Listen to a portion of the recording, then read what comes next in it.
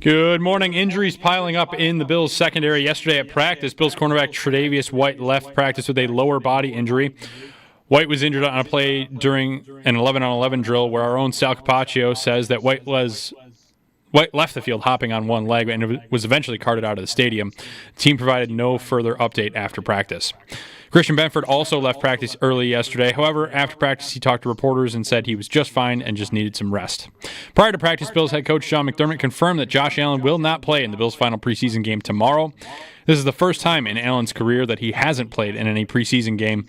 For more on practice yesterday, check out Sal Capaccio's article on our website, WGR550.com. The Bills kick off their final preseason game tomorrow at 7:30 in Tampa Bay. Preseason coverage, or pregame coverage, starts right here at 2 o'clock on WGR. Elsewhere in the NFL yesterday, Ravens quarterback Lamar Jackson did not practice. Lamar Jackson left team's practice early on Wednesday after having his foot stepped on, and Ravens head coach John Harbaugh said that x-rays on Jackson's foot revealed no damage and his foot was just a little sore yesterday. LA Rams head coach Sean McVay said that quarterback Matthew Stafford is practicing in full this week for the first time this preseason. Stafford has been held out of training camp due to an aggravated disc in his back. Checking in on MLB scores from last night, the Yankees and Red Sox kicked off the beginning of a 4-game series, and the Red Sox take Game 1, winning 6-3, tightening their race on the AL East standings. Blue Jays did not play last night, however, they still hold a 5-game lead over both of those teams. That's your Paddock Chevrolet Sports Update. Paddock Chevrolet, celebrating 90 years of being your hometown dealership. I'm Josh Schmidt for WGR Sports Radio 550.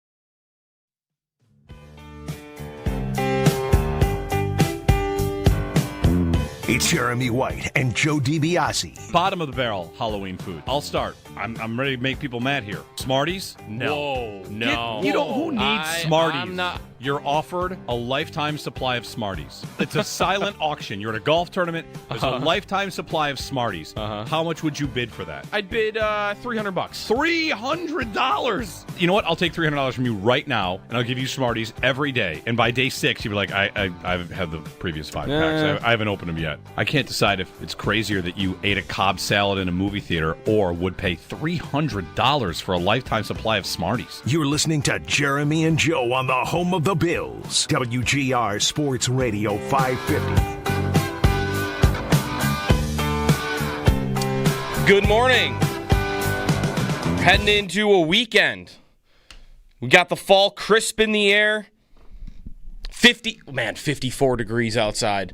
I saw 54 and I'm like, yes, let's go.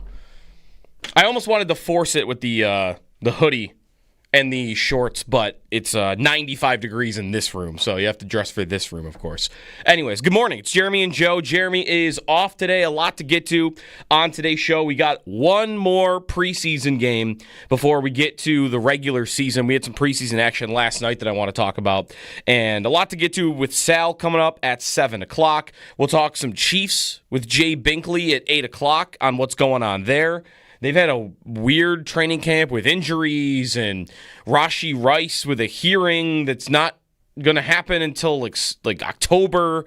So we'll get a check-in with Kansas City coming up at 8 o'clock and then some fantasy at 9 o'clock with Ian Harditz, who I think is the best follow on Twitter. And we got him coming up at 9 o'clock on upcoming fantasy drives, which I'm imagining most have this weekend or next weekend.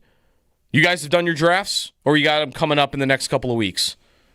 I have got the bullpen draft next Wednesday. Yes. Yep. That's going to be exciting. I'm not sure when the GR draft is with Mike and all those guys that I run for my dad, with my dad. That I could tell you is almost, I have it in my calendar. It's always the week of the season. Right. Starting. Right. It's always very quick. And then I got Right a couple before. other ones sprinkled in. Just and this weekend I got one. There's the one Wednesday. And then I got one next weekend and then the GR draft. So I got mine spaced out next week, Monday, Wednesday, Friday. So it's kind of a nice, even spacing there. Did the bullpen league decide on a guillotine? or regular? I think it's regular. I think it's Regular. just a standard. Just the way all right, it which looks. is fine. Nothing wrong with that. Nothing wrong with that What at do we all. end up getting up to? Like 14 teams, I I think it's a pretty. It's a deep league. We got some teams in there. That's It's gonna be interesting. generally the max. Yeah. You don't want to go more than 14. 16 is too many, and then you get Sure. some deep doo-doo with like 18, 20 guys. Oh, yeah. Which is like the beginnings of a guillotine league where there are 18, 20 guys. Like those rosters are light. Yeah. Like the starting lineups you can kind of get through, but no sense of a bench. No, yeah. At all. No options. No. You drafted who you drafted, and good luck. Yeah. I wonder, is it possible, thinking about fantasy and these drafts coming up, Guillotine has grown so much in the last couple of years. We've been doing it for a couple of years now. I know. I've got to get in one. I've not done one yet. I gotta try one. We got to get on in one. It's grown in popularity to the point where like the major apps and fantasy sites are adding it to their platform so that people don't have to do them manually anymore. Right. I know Yahoo and Sleeper are two of those. To the point where, like, I had one buddy who's like he is a fantasy. What would you call it? Like he's old school. Like I just want my I'll do a dynasty purist, league. Fantasy sort of. Purist. Like I don't want no gimmicks. And I'm like, buddy, they're not. It's not really a gimmick anymore. Like, sure, the format at its creation is gimmicky, where you get eliminated by having the least amount of points every week, and then you're out for the year. But I don't know that it's how gimmicky. It's just a different, it's box lacrosse versus outdoor lacrosse. Right. It's just a different style. Yeah. But I think it's becoming mainstream enough. I don't know that you're going to see it being talked about on like ESPN on like their fantasy shows on a Sunday morning. I think probably they should, though. I think that give me some guillotine. It's an exciting advice. Way to play it. Right. Things change more. You get new exciting players. Yep. It feels higher stakes because you're out if you lose. I think it's a very exciting format that I think people should get into, and hence why I want to get into one. I just haven't found a we got to get you yet. in. So I'm excited about that. The on fantasy, I got a question yesterday from a buddy about the Bills, and if it's rare to ever have a team that is this good offensively. 30 points a game last year. I mean, they've been one of the best offenses in the league for years and years now. To ever have a team this good on offense and have basically nobody, I mean, not nobody, but to have this little fantasy interest when you get to your drafts. A lot of Bills fans do drafts. You're going to want a Bill. And Josh Allen is obviously going to be a great pick. He's going to be one of the top 3 quarterbacks every single year. He's probably going to even be number 1, given all the rushing touchdowns that he gets. But beyond that, there are good arguments against every other player. So if you are intent on, I want one guy from my favorite team, it's not really the best offense for that, which doesn't have to relate to what their actual success on the field is. It is literally what Joe Brady is wearing on his hat. Right. Everybody eats.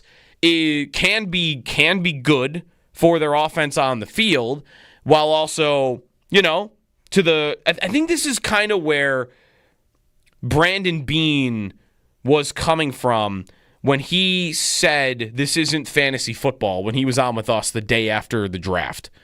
He said that in part, that was part of his, little rant, whatever you want to call it there, about wide receiver, is this isn't fantasy football. And even though that is not at all what we were talking about that morning, does he think that is the source of the frustration about the Bills at that position is, well, it's annoying I'm annoyed you don't have anybody I can draft in fantasy. I'm annoyed that, Khalil Shakir is the best option, and amongst fantasy receivers, he's like outside the top 35, right. Honestly. I like that could have been where that was stemming from. You got to hope that he's able to separate those things, though, and you would expect that, and I think that he's a smart enough guy to know that when we speak about fantasy football in the context that we are now about their offense, that's a very different topic than their offense as a game-winning factor, right? And I know we have never conflated those two things and combined those two things. No, not at all. And you would hope that your audience doesn't think that that's how you operate. So I think when you think about these fantasy things, like you see, like you said, like people don't love many of the Bills pieces anywhere. Cook's a negative, like he's going to be bad again. Like you're going to get hurt. The regression topic about Cook, like that's the one debate because some people still like him, but you're right, it's not as universal as it was like during last season. Right, and you see some people like the idea of drafting Coleman because they think who's going to be their red zone guy. Like it's got to be him. He's going to get force fed the ball, and then other people just don't like Coleman as a player, and so they feel conflicted about that. And so I think it's very interesting to talk about with this team because of all of that. And I don't think we should be worried about thinking people misunderstand that. Right. Especially the GM of the team. Right. I think the other thing about what they are, because you're right. In Cook, the debate now is how many touchdowns is he going to score and how many is enough to make it worth a third-round pick in your fantasy draft coming up. Because he had 16 last year, and that's going to be nearly impossible to replicate. It's not impossible. I mean, he could do it, but I would bet against it. But is 8 enough? Is 9 enough? Like, if he gets 8 or 9 touchdowns this year, are you going to be happy with that? And I think you might not be as happy as you think that sounds. You might think 8 or 9 touchdowns sounds great. You probably at the end of the year go, it was okay. He didn't hurt me, but he didn't do what I wanted. He didn't win you games, which hey, I won a title in one league where I was going up against Allen in the New England game at the end of the season, and Allen didn't do much, but it was because James Cook was breaking off 40-yard touchdown runs, and I won that game because of James Cook. I don't know that James Cook will do that for people this year if he was only scoring 8-9 touchdowns. Last year, he was the 8th best fantasy running back, scoring 16 touchdowns. 8th. Right. That's the ceiling, unless he's going to catch the ball way more than he was going to. For fantasy in the Bills, when someone asks me that, there's only one guy that I say is even worth a flyer at where they're going right now, because Shakir is solid, and like Kincaid has this upside that you could see, but like one reason I don't go for Shakir is I like to go for boom or bust guys. Like guys that can win me the title, not just get me 9 points. Who's a guy that, might flame out, but he might be getting me 15, 16 a week. And I don't think that's going to be Shakir. He's more steady. The guy that I would try to figure out, and if you like him, this would be the guy to take, is Coleman. Keon Coleman, I guess it depends who you're listening to, and I'll sell this coming up at 7. When we had either Chris Brown or Steve Tasker on at training camp at St. John Fisher, the words inconsistent were mentioned about him at camp. And I think it's really hard to parse what kind of camp a guy like that is having when daily, every other day, a couple times a week at the least, you're seeing plays from him on social media because of his ability to, he is a stylist when it comes to catching the ball. He's gonna have some pretty catches. He's going to jump up in the air. He is going to have a one-handed catch every now and then. He's going to look like a beast jumping up in the air over somebody and catching the football. And I think that can inflate in some people's minds what kind of camp he's having. But I don't know. I think he could also, since, St. John Fisher at least, have been putting it together. Consistent. Every day, every week, getting on the same page with Allen. We saw that one clip in Hard Knocks. I mean, it was like a 5-second clip, so it wasn't much, of Allen telling Coleman, I want you here, not instead of here. I want you to get to this spot. So, there's coaching going on, even from the quarterback with him about what he wants. Deion Dawkins the other day talking about how Coleman just feels different. Maybe there's a different level of maturity there, and that he's primed for a big season. Because he's the only one that I would, at the moment, consider to have like that. Oh, if I'm going to draft one of these Bills receivers, and it's gonna hit big. You know, Palmer, I don't think hit big. It could be really good, but hit big like 1,000 yards, double-digit touchdowns. Coleman's the only one, because of the draft status and the talent level that is there. I think that is the argument for Coleman. Upside, youth, second year in the system, matured a little bit more. The role has probably been increased for him. Like, that's all the argument for Coleman.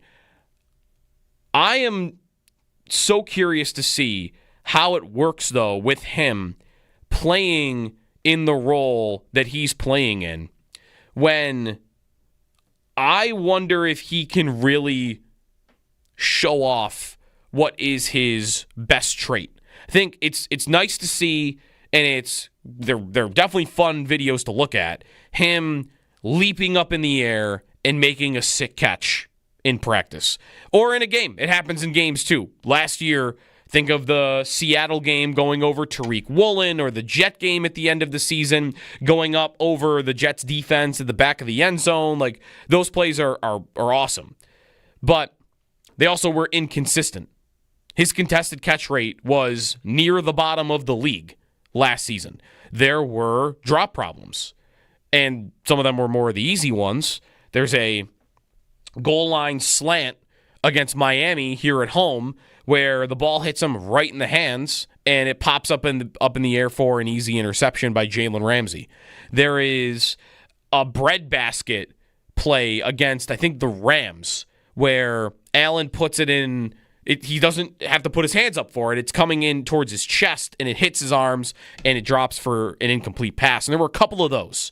Those breadbasket passes for Coleman ended up hitting the ground a few times, and I bet that was actually the majority of his drops. The thing, though, statistically, that he was best at last year, and there are plays that I remember for this too, were his yards after catch. What he did with the ball in his hands after he had it. There is the Tennessee play where he catches a slant and the defender spins him around. He stays on his feet and he sprints upfield for 50 yards. The Houston touchdown, kind of a similar play. That one is more to the outside, but stays on his feet and he runs to the end zone. And that was a huge play in a game where the Bills were totally inefficient. And they needed a play like that. And Coleman didn't do it by jumping over somebody. He did it by catching the ball and then using the skills that had him being a punt returner in college. If you're a punt returner in college, you are able to make people miss. You are able to stay on your feet. You know how to read holes. And that play against Houston was big at the time. And that's how he scored it. And I wonder how much the Bills are ready to use that with Coleman. Part of it is they're, I think, asking him to do so many other things. I mentioned these contested catches down the field, learning how to win routes one-on-one, learning how to beat press coverage because he's going to be dealing with a lot of that, being the physical guy, blocking in the run game. Like, there's a lot on his plate. So is he also going to be a guy that they're going to dump a screen off to, that they're going to run a shallow crosser across the front of Josh Allen and just throw it to him and let him run, when they have other guys that do that? Shakir does that. Samuel, if he can ever play, does that. Do you think him improving those, I don't want to call them easy plays, but expected plays that we're talking about with those drops and those little things, if those get consistent, does that not force them, or not force, but give them the confidence to go, all right, let's get him the ball in his hands. Yeah. He's not going to make a silly mistake. He's grown up a little bit, and give him those opportunities a little more? I would hope so, because it also should make defenses respect his entire game. Exactly. Like, that's where, like Gabe Davis visiting this week with the Bills, thinking back on his career, whenever he ran routes down the field or whenever he caught the ball, there was very little that was going to happen after that. Right. Davis would catch the ball. It wasn't quite catch the ball and fall down, but very rarely was he going to run away from people or break a tackle, or like it was going to be he catches the ball and that's about where it's going to land. Right. Coleman, if he catches a 15-yard in route across the middle of the field, he's somebody that I definitely think has a greater capability of catching, if he can get to a place where he's getting open on a route around that level of the field, that he's then going to be able to turn up field, make one guy miss, and get an extra 20 yards. I remember Sal telling us about a play exactly what you're describing early in training camp where Coleman catches an in route in the kind of spot where Sal thought, he'll get tackled here and get closed on by the safeties, but he planted his foot in the ground and split right between them and got through. And that's the kind of thing we're talking about here, where if that's, not to disparage them, but if that's Davis, he's probably not running that route. And he's probably catching that ball and going right down. Right. Or even if he's trying to split those safeties, he's not getting through them. Where Coleman now, it looks like, adds another layer of explosivity to that sort of a play. And that should unlock more opportunity for him and for the offense as a whole. Because his danger, like that size, if you can be dangerous on the outside over those classic things we talk about with him, the over-the-shoulder sort of backside fade balls, if you can have that threat, then it makes, and add in a middle split a safety speed sort of threat or power threat and make a guy miss. Right. Then you're an all-around, people got to start scheming to make sure you can't make those plays happen. And that's what I think the basis of what we talk about wanting and looking for from that offense and from a receiver, right? Right. And so if he can show a little of that and prove to Brady or whoever he needs to prove it to that he's worth enough or valuable enough to force the ball into his hands, I think that indicates that we're in a good spot with that, because he needs that. And that offense, I think, in many ways needs that. Yeah, I think he's got to do all that, and he's got to get, especially like the route running nuances are the thing that I think need to come through for him the most. But you're right, like I still want to stop short of saying I think he could become a complete receiver. I think he could be a useful receiver, and I think he probably always will have a role in the league. He's got certain abilities where even the jump ball part of it, even though it's totally inconsistent and statistically was not good last year, contested catches, you just do watch it and think, he's always going to be in the league. Right. Someone's always going to look at that and think, I can use that. And that's even if you don't see his ability with the ball in his hands. To that, by the way, like one number that I like for that at NFL Next Gen Stats is yards after catch over expectation. Literally, it's the number we use for Cook all the time for rushing yards, but it's just for the receivers. Yak over expectation. And Keon Coleman, amongst all wide receivers in the NFL, over expected, 101 yak yards over expected. That was 12th best in the NFL. The guys above him, Jamar Chase, CeeDee Lamb, A.J. Brown, Puka Nacua, Debo, Zay Flowers, Tyler Johnson. That's the only weird one in here. Chris Godwin, Brian Thomas Jr., Marvin Mims, and Khalil Shakir. Those are the only 11 receivers above Coleman. And even so Shakir is 3 yards above him in that number.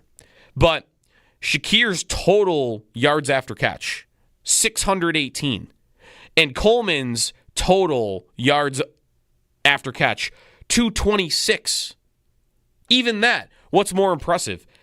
Shakir getting 600 and 100 of it is over expected. So by expectation, he should have had 500. Right. Or Coleman, who had 226 and his expected was 125. Coleman almost doubled what he should have had. Right.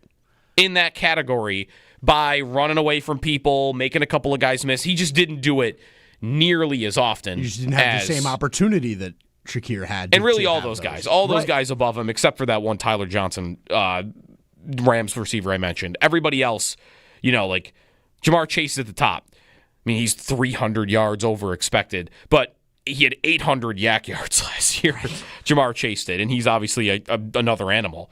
All I mean to say is that's a skill of Coleman's, and I just like to give that air sometimes because I think everyone always hyper-focuses on his ability to go above the rim and make a catch. And I think that while that's really cool to look at, I think what's more reliable, I had numbers on this in his college career, how in college, contested catches, it wasn't very efficient, but yak plays, ball in his hands, look at this. Right. I think that's his best trait. I think he's really good with the ball in his hands. We have examples of that from last year that we can remember. We have the numbers that back it up. And it doesn't mean that they can't throw jump balls to him anymore. I just think there's a skill in there for Coleman that you just don't hear talked about all that often.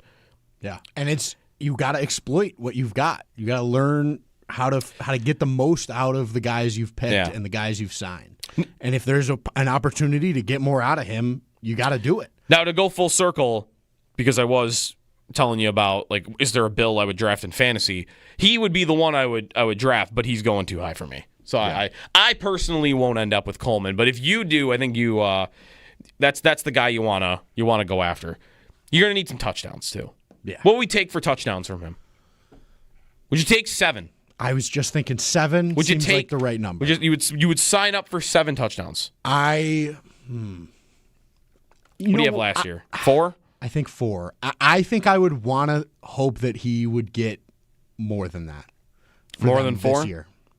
He had last year. Yeah, I think he had 4 because Hollins led the team right with 5, so he didn't have more than that. Exactly. I don't know that I would take 7. I think I would want better than that. Yeah, I think I would hope for more. He's got more in him. Yeah, he's got more in him. I would, I'll take 9. 9 would be the fewest that I would actually sign on the dotted line for. Right. Where I don't need him to get to double digits, but let me get close to it. 803-0550 is the phone number. If you got a thought on Coleman, his role in the offense, maybe whether or not you're going to pick him in fantasy, let me know what you think. We got Sal coming up at 7 o'clock. I want to talk about the preseason pledge and applying it to other teams because there is a hype train for Jackson Dart right now. And part of me really wants to jump on board, but I also want to uphold the preseason pledge as well. So the Giants have a decision to make. He played great again last night, this time against New England. So I want to get to that on Dart, who was a first-round pick. So it's not like this is like some third stringer that's putting up numbers. 803-0550 is the phone number. It's Jeremy and Joe here on WGR.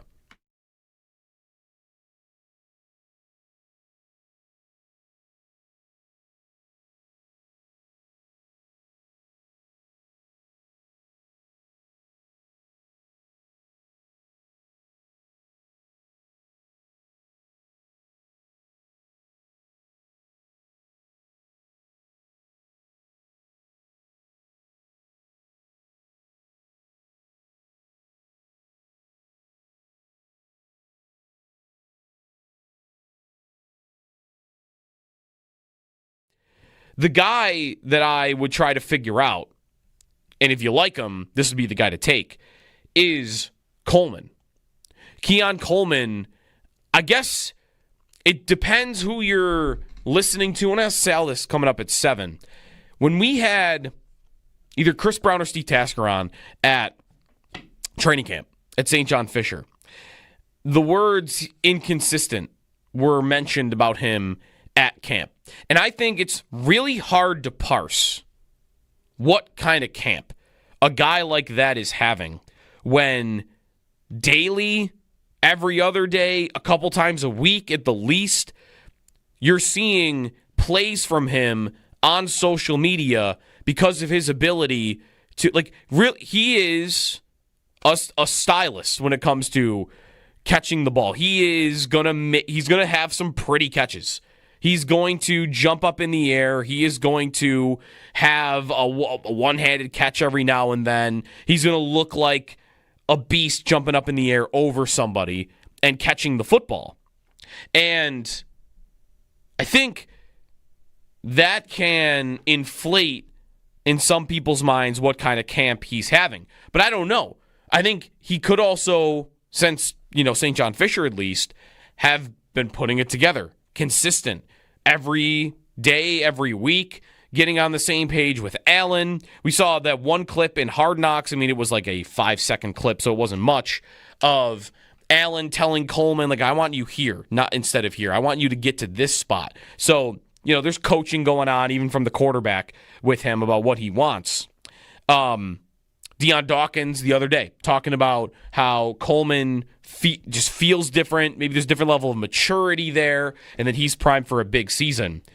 Because he's the only one that I would, at the moment, consider to have that.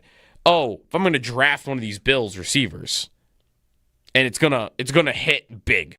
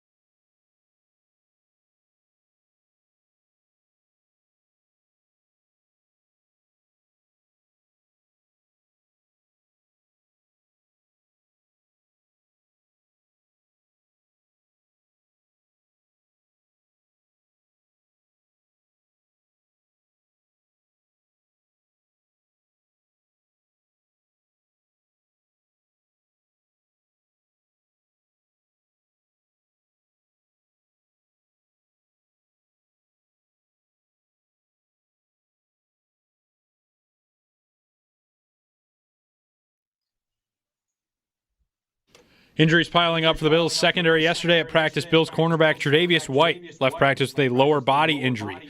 White was injured on a play during an 11-on-11 drill where our own Sal Capaccio says he left the field hopping on one leg and was eventually carted out of the stadium. The team provided no further update after practice. Christian Benford also left practice early yesterday. However, he talked to reporters after practice and said he was just fine and just needed some rest. Prior to practice, Bills head coach Sean McDermott spoke to the media and confirmed that Josh Allen will not play in the Bills' final preseason game tomorrow. This is the first time in Allen's career that he has not played in any preseason game. For more on practice yesterday, check out Sal Capaccio's article on our website, WGR550.com. The Bills kick off their final preseason game tomorrow at 7:30 in Tampa. Pregame coverage starts at 2 right here on WGR. Elsewhere in the NFL yesterday, Ravens quarterback Lamar Jackson did not practice yesterday. Jackson left team's practice early on Wednesday after having his foot stepped on, and Ravens head coach John Harbaugh said the x-rays on Jackson's foot revealed no damage, but his foot was a little sore yesterday. Those are your Paddock Chevrolet sports headlines. Paddock Chevrolet, celebrating 90 years of being your hometown dealership.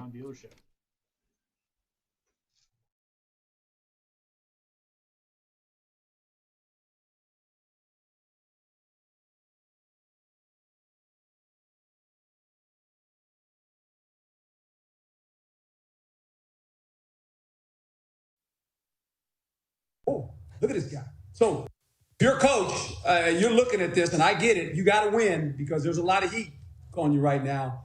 And if Russell Wilson struggles early out of the gates, I can see this young guy playing. This guy reminds me a lot, when you watch him play, a lot of Josh Allen. Big, strong arm, accurate, mobile, runs. I mean, coach had that guy in Buffalo. He sees it. Everybody sees it. It jumps off the film on you. It's like, whoa, look at this guy. So after week 4, we'll see. Herm, no. I'm literally yelling in here. Don't say it. Don't say it. Don't. Come on. Listen, he was good in the preseason. Too quick with the Josh Allen comparison. Which is literally only that what? Brian Dable coached Josh Allen and now he's coaching a different quarterback. It's not as bad as when some tried to compare Daniel Jones as Ascent. He had like 15 touchdowns in the season. And it's like, oh, this is Josh Allen. This is Josh Allen. Look at him. Look at him. He's going to be great. He can run. Although when Daniel Jones ran, he would fall on his face in the open field. How many guys have been Josh Allen over the last 5 years? Since his rise to the top here. There's been so many guys that have been, that's Trey Lance, Anthony Richardson, maybe? I remember a Drew Lock Josh Allen comparison. That one. Because you know what really happens is sometimes it's not even based on their profile or, their athleticism or the size. It's on, hey, this young quarterback was bad in his first year. Look, so was he. And look how good he is now. That's usually how Tua got some of that treatment. Hey, I know Tua's stats first couple years, not that great, but hey, look what Josh Allen's were in his first 2 years. And look what that's usually the source of it. This one is not that, because he hasn't played a game yet. He hasn't played a snap. And I liked it a lot. I mean, Jackson Dart, it looked good. He put up the numbers, and he did look athletic, stepping up in the pocket and ripping a ball to Gunnar Olszewski last night against New England. That was a play that went for 50 yards, and then he threw a nice touchdown right after. I do also just like he wears number 6. Something about him wearing number 6 and wearing an arm sleeve that just makes him look a little bit better than he probably is. But he looks like he's got an arm. And he was very accurate in the preseason. But it was the preseason. However, despite the fact that I'm not going to use the preseason to tell you Jackson Dart's going to be Josh Allen like Herm Edwards is trying to do there, the Giants are fools if they don't start him. They're fools if they don't start him. The only reason they wouldn't, let's think of possible reasons they wouldn't. One, they believe in guys sitting. But hey, if you want to use Brian Dable's experience coaching Josh Allen, rookie Josh Allen under Brian Dable played in the second half of the first game of the season. He basically started the year. He just missed the first 2 quarters. So that worked out for him. Playing right away. It worked out. So Brian Dable, Joe Shane, they shouldn't really be scared of that with Jackson Dart. They could be afraid of losing their jobs and putting the rookie in, but listen, I think if I'm the Giants and I'm thinking about saving my job, the last thing that I think I want to do is do what the Colts just did, what Shane Steichen just did. I don't know. To me, too much of that happens in the league. Guys that are putting a Band-Aid, they're buying themselves some time. to keep their job rather than go for the long-term solution, which could save their job for years and years and years. If it goes well for Daniel Jones and the Colts, what is well? 8 wins? Shane Steichen, what have you done for yourself? Oh, you bought yourself another year. You think you've bought yourself the right to pick another franchise quarterback? Or are you going into another season with Daniel Jones at quarterback? And good luck with him sustaining 8-9 wins a year under center. You bought yourself a year and you're leading yourself right into a trap that's just going to happen 10 months later than you were hoping. Dable, now he's got the young quarterback under center. And they're interesting to me right now because I am really thinking about Dable with a potential return to the Bills as offensive coordinator. If Joe Brady gets a head coaching job, which I think is coming. Like, I would be surprised if he's not a hot candidate again this coming offseason, after this coming season. And Allen's tight with Dable. I think he'd want him back. McDermott has loosened up a lot, I think, and maybe there's a rekindling that could happen there. Maybe they could work together again. So that, like, to me, whether Dable lasts past the season or gets fired is very interesting, and I think could affect the Bills.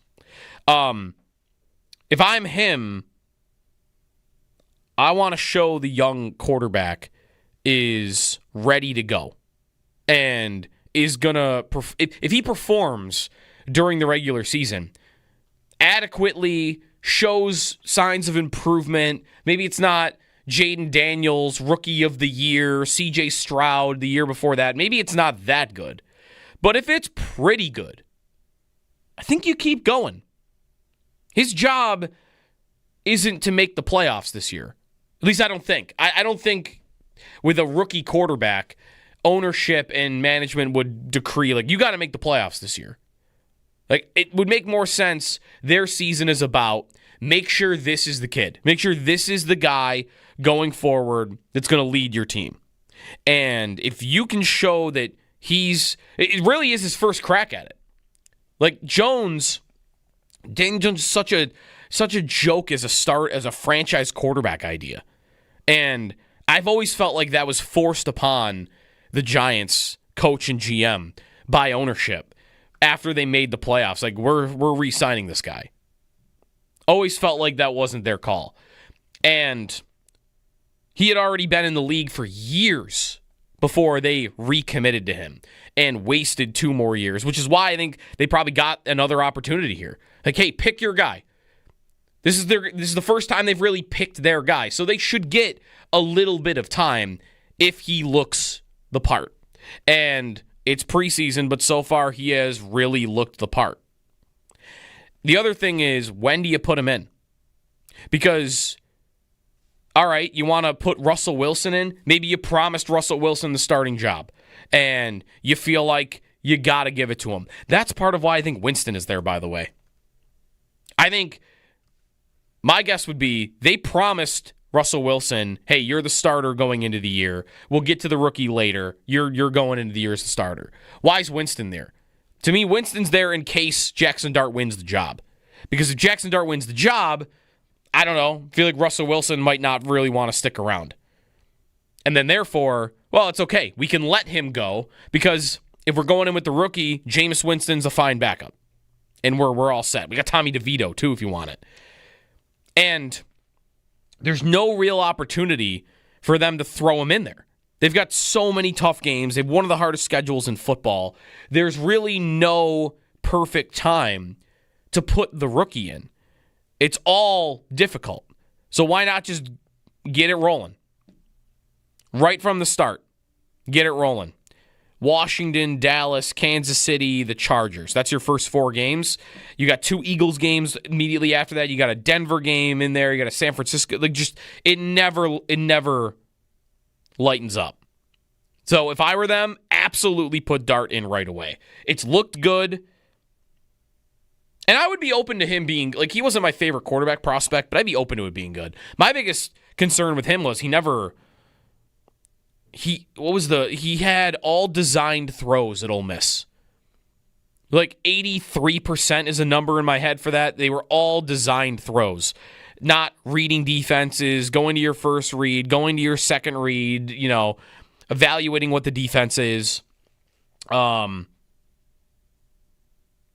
think that was my biggest concern. And that's the stuff in the preseason that he looked pretty good at. So maybe he just wasn't asked to do it, and he does have the ability.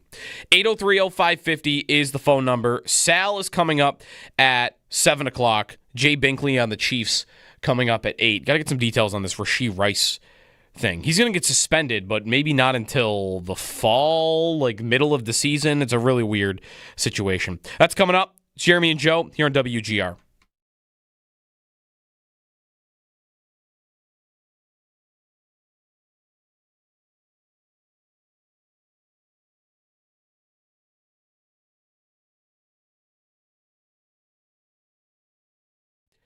The guy that I would try to figure out, and if you like him, this would be the guy to take, is Coleman.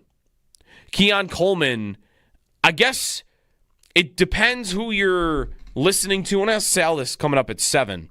When we had either Chris Brown or Steve Tasker on at training camp at St. John Fisher, the words inconsistent were mentioned about him at camp.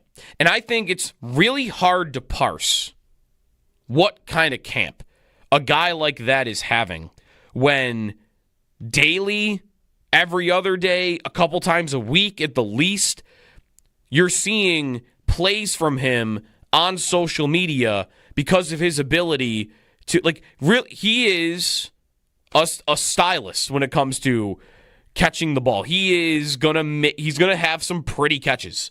He's going to jump up in the air. He is going to have a one-handed catch every now and then. He's going to look like a beast jumping up in the air over somebody and catching the football. And I think that can inflate in some people's minds what kind of camp he's having. But I don't know. I think he could also, since, St. John Fisher at least, have been putting it together. Consistent every day, every week, getting on the same page with Allen. We saw that one clip in Hard Knocks. I mean, it was like a 5-second clip, so it wasn't much, of Allen telling Coleman, I want you here, not instead of here. I want you to get to this spot. So, there's coaching going on, even from the quarterback, with him about what he wants. Deion Dawkins the other day talking about how Coleman just feels different. Maybe there's a different level of maturity there, and that he's primed for a big season. Because he's the only one that I would, at the moment, consider to have like that. Oh, if I'm going to draft one of these Bills receivers, and it's gonna hit big.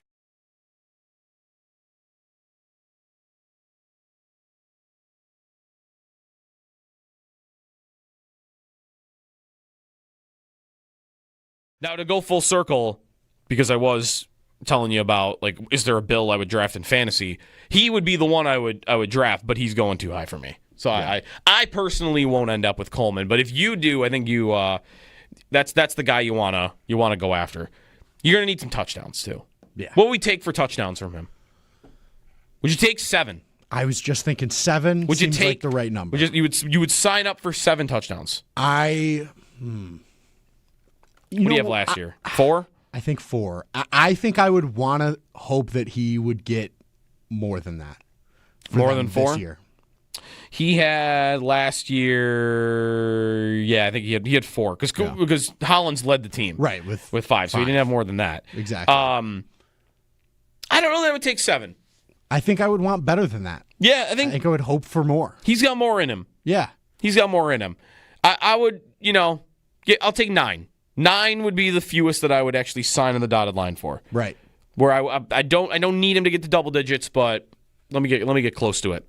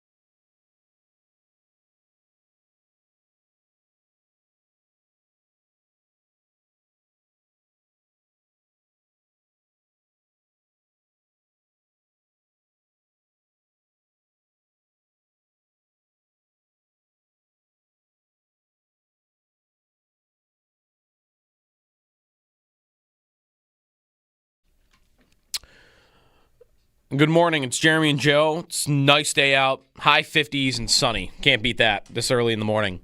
Tonight at 7 o'clock, did you guys know that there is a Little League Home Run Derby? Did you know of this event? Its existence? That's pretty electric, though. Like, Is seeing it? kids hit dingers. Yeah, why not? That's fun. The MLB one's good. How big is the field? I don't know. Do they hit home runs a lot in the Little League World Series? I don't even know. Oh, yeah. Yeah, there's usually like one kid on every team that can just jack one every Who once just in a looks while. like he's Out there. destined to be a keg softball player. Oh, yeah. Yeah. There's usually like that one or two kids every tournament that just is just mashing all tournament long. Yeah. I used to be real big into the Little League World Series. It's fun. Yeah? I like watching it. My buddy goes every year, and he said it's one of the best baseball events he ever goes to. Like, he's done like, Really? the sledding hill and everything. Yeah, he loves it. It's really cool. I've always wanted to get down there just to see it, but Williamsport, yeah. right? The Little League World Series.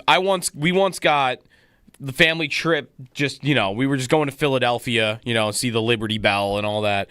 And we were in high school or middle school, not even sure.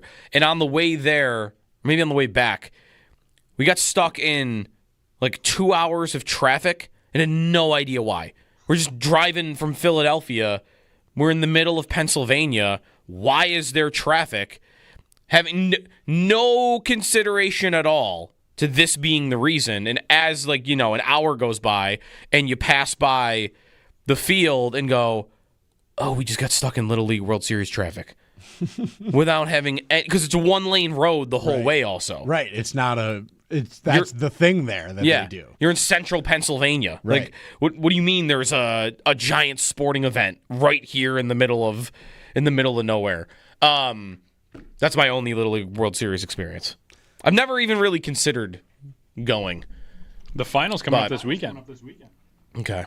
The college football is what I need. I want to go to a Penn State game. Yeah. That would be the move. Yeah. Happy Valley, right? That's Central PA. I got a buddy that just graduated from there that went a lot last year. That played hockey over there too, and yeah. The only thing though, I'm gonna have to figure out what I want to do with college football this year. There are so many coaches I dislike. I think the rate for dislike on like professions in sports, number one is college football head coaches. Like James Franklin just drives me crazy. And it's so easy to root against. I James wonder Franklin. why it is so, and it's college. Like, I don't hate NFL coaches the way I hate college coaches. Same. Oh man, but Dabo Sweeney, and Urban Meyer, when he was at Ohio State, the worst, dude. What? Franklin, Mario Cristobal in Miami drives me nuts. By the way, I saw that UB is going to be playing Miami in 2030 for the first time in program history. Penn State, by the way, number 2. Saw a good poll yesterday on Twitter. Is Penn State ever really number 2? And what a missed... We got to take a break. We get to Sal. What a missed opportunity by the AP. Right. You put Penn State number 2 over Ohio State when no one in the world would ever believe that Penn State would beat Ohio State today on a neutral field. I don't even need to know anything about the teams. Who's going to win that game? Yeah. And you could have had number 1 versus number 2 in week 1. You could have had Texas, Ohio State, 1 versus 2 right out of the gates. But we had to put Penn State number 2 so we could watch them lose the Big Ten championship by 20. Nobody knows how to run a sports league, Joe. No, it's true. Although the AP shouldn't be in charge of running the sports league anyway. All right, to Sal, when we come back. On Bills practice, the Tre'Davious White injury from yesterday, and more details on the Bills preseason game coming up tomorrow night against Tampa. That's on the way next. Jeremy and Joe. Jeremy's off today. This is WGR.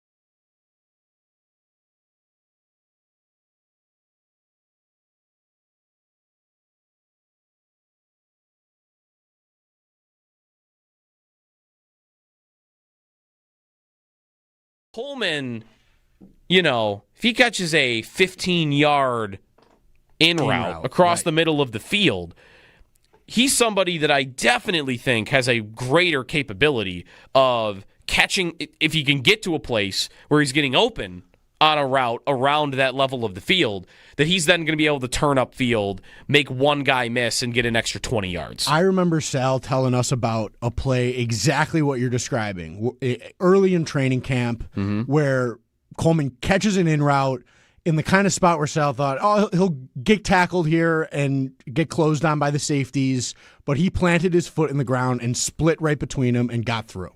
And that's the kind of thing we're talking about here where if that's, not to disparage them, but if that's Davis, he's probably not running that route. And he's probably catching that ball and going right down. Right. Or even if he's trying to split those safeties, he's not getting through them. Where Coleman now, it looks like, adds another layer of explosivity to that sort of a play. And that should unlock more opportunity for him and for the offense as a whole. Because his danger, like that size, if you can be dangerous on the outside over those classic things we talk about with him, the over-the-shoulder sort of backside fade balls, if you can have that threat, then it makes and add in a middle split a safety speed sort of threat or power threat and make a guy miss. Right. Then you're an all-around. People got to start scheming to make sure you can't make those plays happen. And that's what I think the basis of what we talk about wanting and looking for from that offense and from a receiver, right? Right. And so if he can show a little of that and prove to Brady or whoever he needs to prove it to that he's worth enough or valuable enough to force the ball into his hands, I think that indicates that we're in a good spot with that because he needs that. And that offense, I think, in many ways needs that.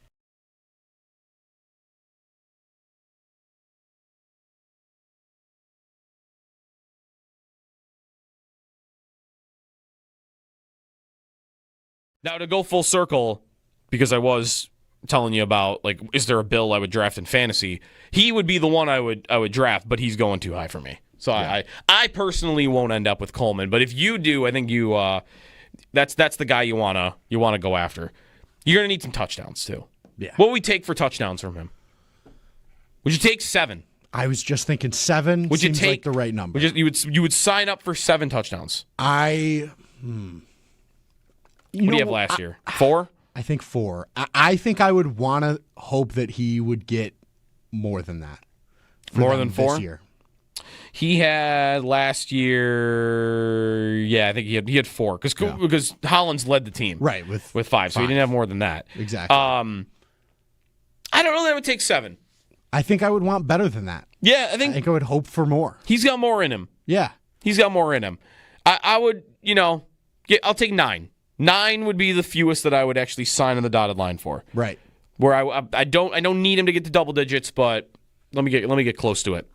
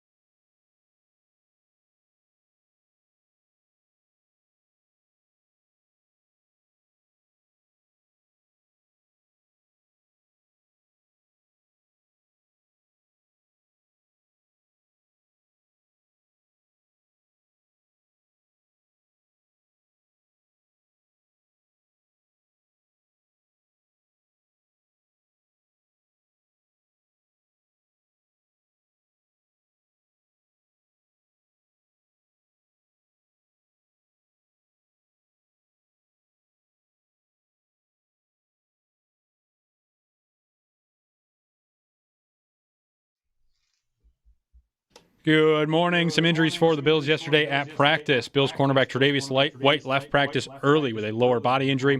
White was injured during a play during an 11-on-11 drill where our own Sal Capaccio says that he was left the field hopping on one leg and was eventually carted out of the stadium. The team provided no further update after practice. Christian Benford also left practice early yesterday. However, after practice he spoke with reporters and he said he is just fine and just needed some rest. Prior to practice, Bills head coach Sean McDermott confirmed that Josh Allen will not play in the Bills' final preseason game tomorrow. This is the first time in Allen's career that he hasn't played in any preseason game. For more on yesterday's practice, check out Sal Capaccio's article on our website, WGR550.com. The Bills kick off their final preseason game tomorrow at 7:30 in Tampa Bay. Pregame coverage starts at 2 right here on WGR. Elsewhere in the NFL, Ravens quarterback Lamar Jackson did not practice yesterday. Jackson left the team's practice early on Wednesday after having his foot stepped on after he fell to the ground. Ravens head coach John Harbaugh said that the team had some x-rays done on Jackson's foot and revealed no damage. His foot was just a little bit sore yesterday. LA Rams head coach Sean McVay said that quarterback Matthew Stafford is participating in full this week for the first time this preseason. Stafford has been held out of training camp due to an aggravated disc in his back.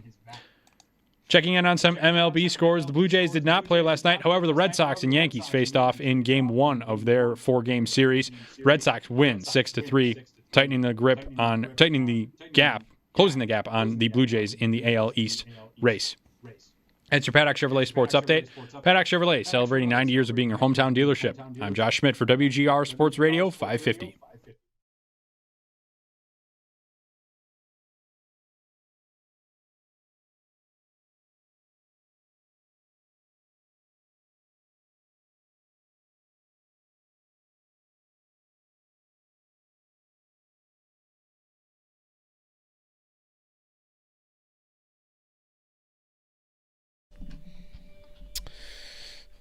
Good Friday morning. It's Jeremy and Joe. Jeremy is off today.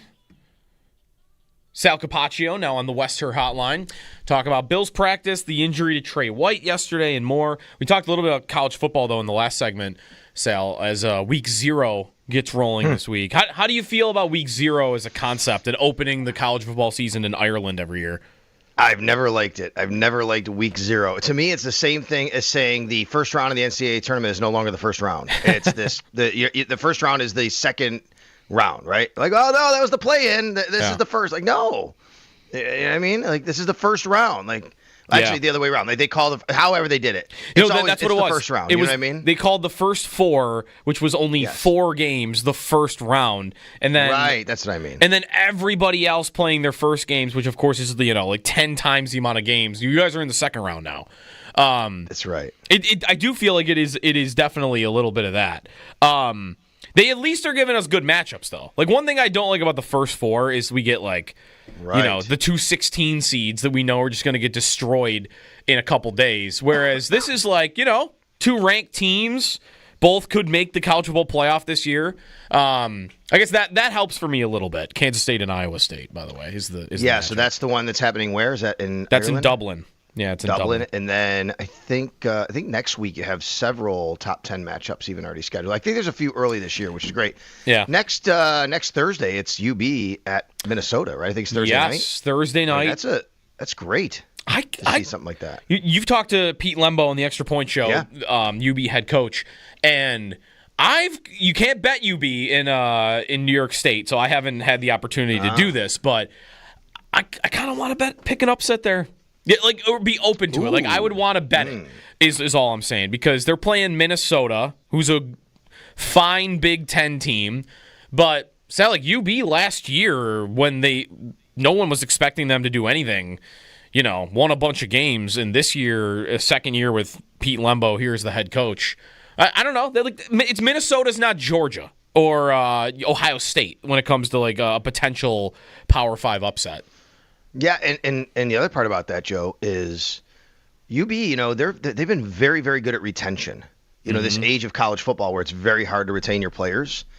And I think that helps teams early in the season, especially, right? When you have retention and you keep your players compared to teams that have all this turnover. And they've done such a great job. And Pete Lembo and I have talked about this and, why that's able to happen. And it's the culture they built. And, sure, you can go and bolt for all this NIL money at other places, and you can stay at UB where they're not going to have that those resources, but they're going to have a lot of other things. They're going to really allow you to grow as a football player and a person, and that's what they rely on a lot. And a lot of these guys want to stay because of that. The other thing is, I believe it was like a 12-year stretch, maybe, I'm not sure, up until like last year, believe it or not, where a MAC team did beat a Big Ten team in a regular season game. Okay. I think there was like 10, 12 straight years where that happened. Until last year, maybe, was the first year it didn't happen. All right, well, let's see that get rolling again. Let's next Thursday at 8 o'clock, the UV Bulls against Minnesota. We'll have time for that, and we'll have time for Syracuse, Tennessee next week a little bit, because they play in Atlanta next week on Saturday. But you're right, this week, week 0, I don't love week 0, but I love the fact that college football is here. I think definitely regular season-wise, we now have college or NFL football every week from now until through pretty much the championship games. Love it. Yep. Syracuse and Tennessee, by the way. That's so much orange in one game. Did not think about colors clashing in that one. Sal, on Bills practice yesterday, we have the preseason game tomorrow, 7:30 against the Bucs. But let's start with practice from yesterday. So what happened to Tre'Davious White as everybody, flocked to social media to see, hey, something happened to Trey White. What was it, and how did it kind of play out? Yeah, so let me kind of just give a little kind of overview of what exactly I saw and we saw, I think, as a media group. I think I could say, being there with everybody. So the Bills practiced inside the stadium yesterday, right? So that's not abnormal for the regular season. A lot of times it's just they practice inside the stadium for a home game. But this week they did it inside the stadium. And I think they did it because they wanted to give the ones a lot more work and have more of a game environment.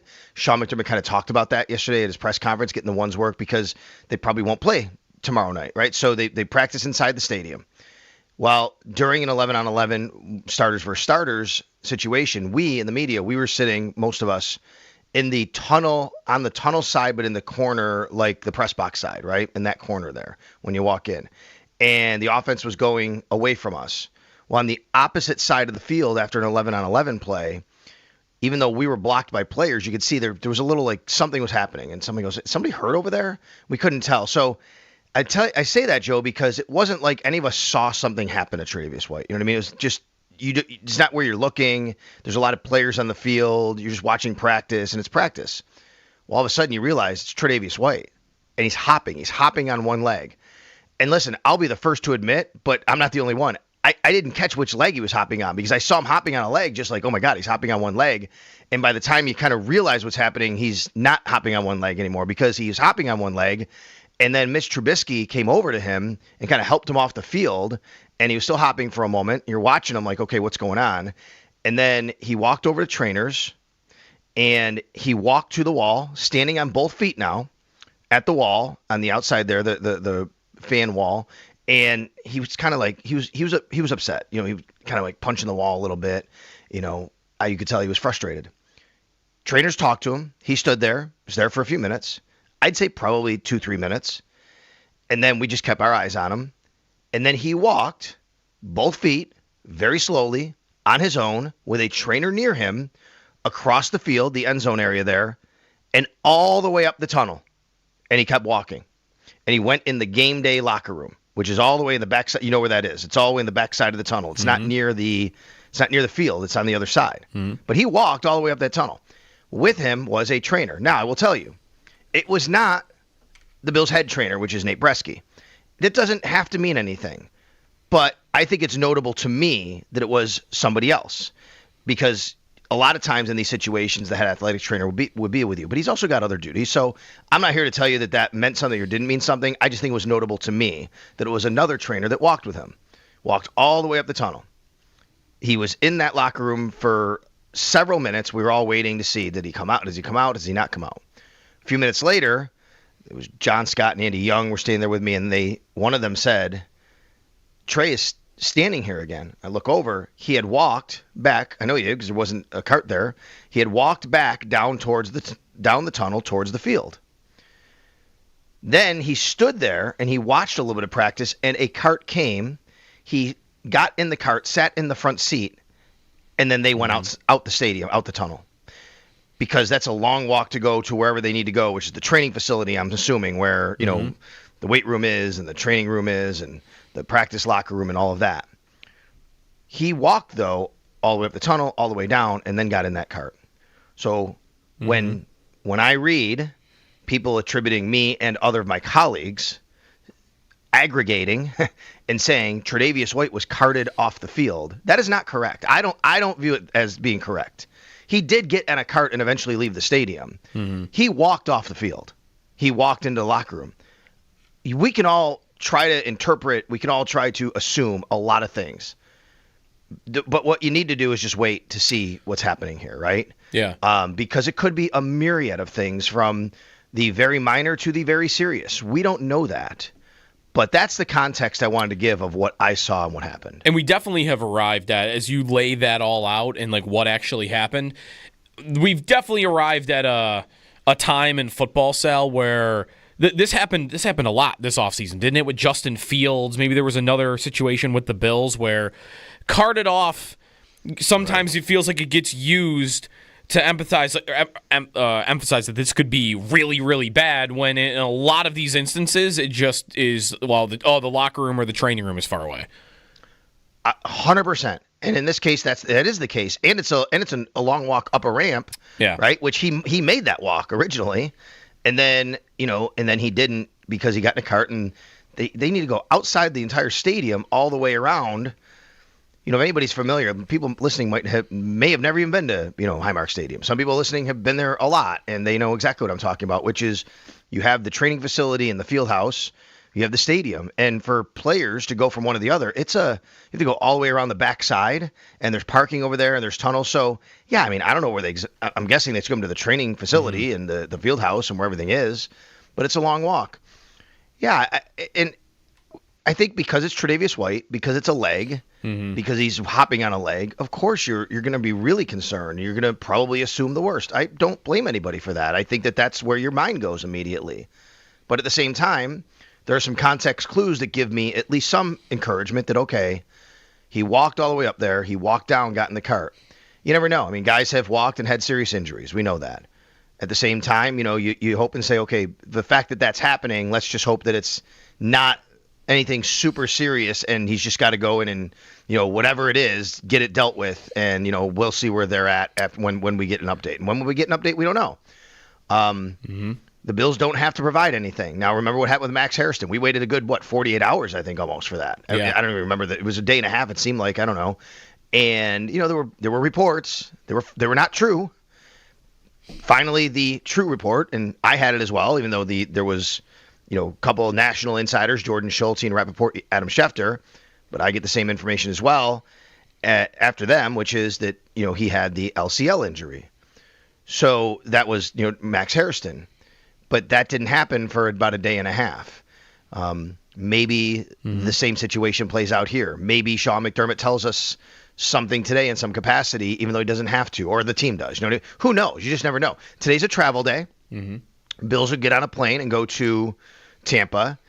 And then if we don't hear anything by tomorrow afternoon, then at least tomorrow night, I think, at the game, we'll know or hear something and have some sort of clue. Now, it doesn't mean Tre'Davious White if he doesn't travel with the team tomorrow, he doesn't go to the game, it doesn't have to mean anything. You don't have to assume the worst, because let's remember, Cam Lewis didn't travel last week. He still practiced this week. I was just going to ask. I was just going to ask Yeah. that. Like, could we pick up anything if he's not there? But as you're pointing out, maybe not. Maybe not. I think more than anything, if he is there, I think it's good. Right. And especially if he's walking around and he says, hey, or you talk to him or somebody says something, but he's walking around. He's not using, I don't know, crutches or braces or whatever. He's walking around. That would be nice. But if he's not there, I wouldn't assume that. Because they have 90 guys on the roster right now, and if somebody's injured for the final preseason game and they want him to stay back at the facility and rehab, they keep him back here and do that so that you don't have to worry about taking him on the trip and bringing him back and taking that time away. Sal Capaccio on the Western Hotline. So let's play the what if game a little bit, Sal. Yeah. If there is something with Tre'Davious White that would cause him to miss any amount of time, with Max Hairston also on the injury shelf right now, who would you see as being the next man up? All right, so this is what's wild to me. I think if Tre'Davious White is out for any length of time, I think Dane Jackson, to me, becomes the starter week 1 right now. I think Tre'Davious White is fine, let's say, and he's going to play.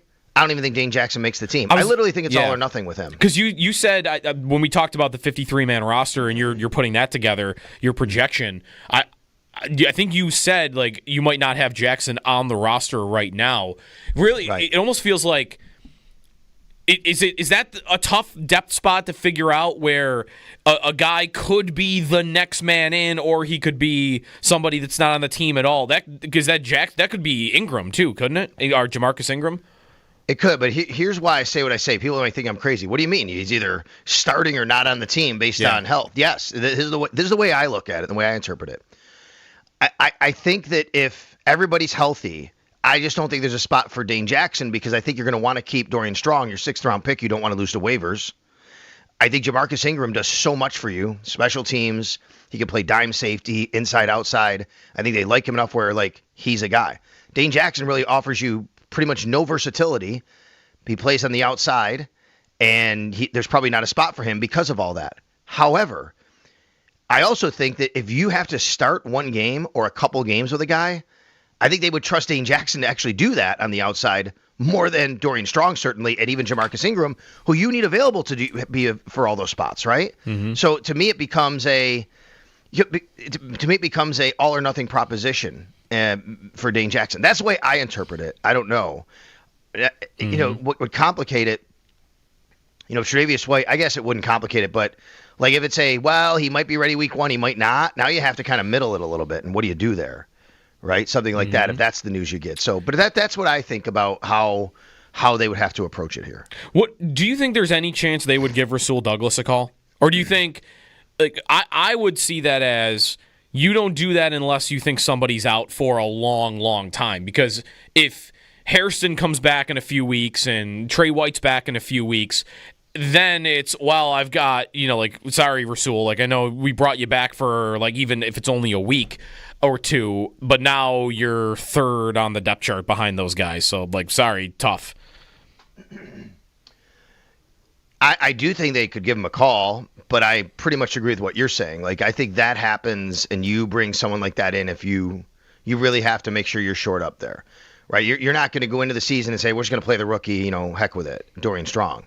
And I just don't know if they like Jamarcus Ingram in that spot enough to become that guy. So, again, that's Dane Jackson, but if you don't have, obviously, Max Hairston for a while, which I predict Max Hairston will be on IR to return, so he's going to miss four games anyway. That's what I think they're going to do next week. Mm-hmm. And then if you don't have Tre'Davious White, that's your top 2 corners outside of Christian Benford on the other side. I think you have to start thinking about people who can come in here and help you out. And the reason why it would be a guy like Rasul Douglas, where I do think you could call him, would be he knows the system, right? This is why I say Dane Jackson would be the guy you'd plug and play in this situation, which is right. You can put him right now. He knows exactly what he's supposed to do. And as much as he might not be on the team otherwise, at least if you have to get through a game or two, he knows exactly what he's supposed to do. And you could just plug and play right there. I think that would be a guy like Rasul Douglas. But I don't know why Rasul Douglas isn't signed. Is it because he wants too much money, more money than people want? Yeah. Is it because teams have evaluated him and said, I got a lot of this yesterday from fans. Rasul Douglas. And that's fine. I understand.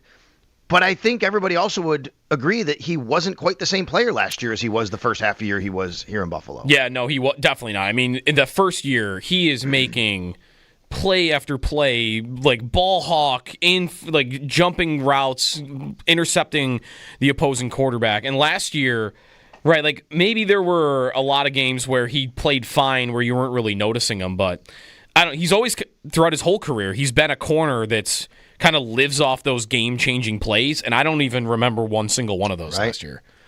I don't think he had an interception last year, right? I think if I remember right. I don't believe he did. I have to go back and look, but yeah, they would certainly think about that. I mean, numbers-wise, I'm trying to project my 53. I was doing this last night, Joe, and one thing it's very, very tough at defensive back. That's the spot that I'm having the most trouble. It's not because of the names, it's because of the numbers, to be honest with you.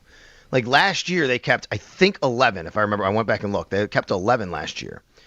I have them right now keeping 12 independent of Max Hairston. And I'm like, I don't think they'll do that. But maybe, because as I'll be the first to tell you, sometimes a defensive back, actually 13 counting Brandon Codrington. Last year, they kept 11 counting Brandon Codrington. So there's too many there. And I'm like, I don't think they'll do that. But at the same time, well, this guy plays nickel, this guy plays outside.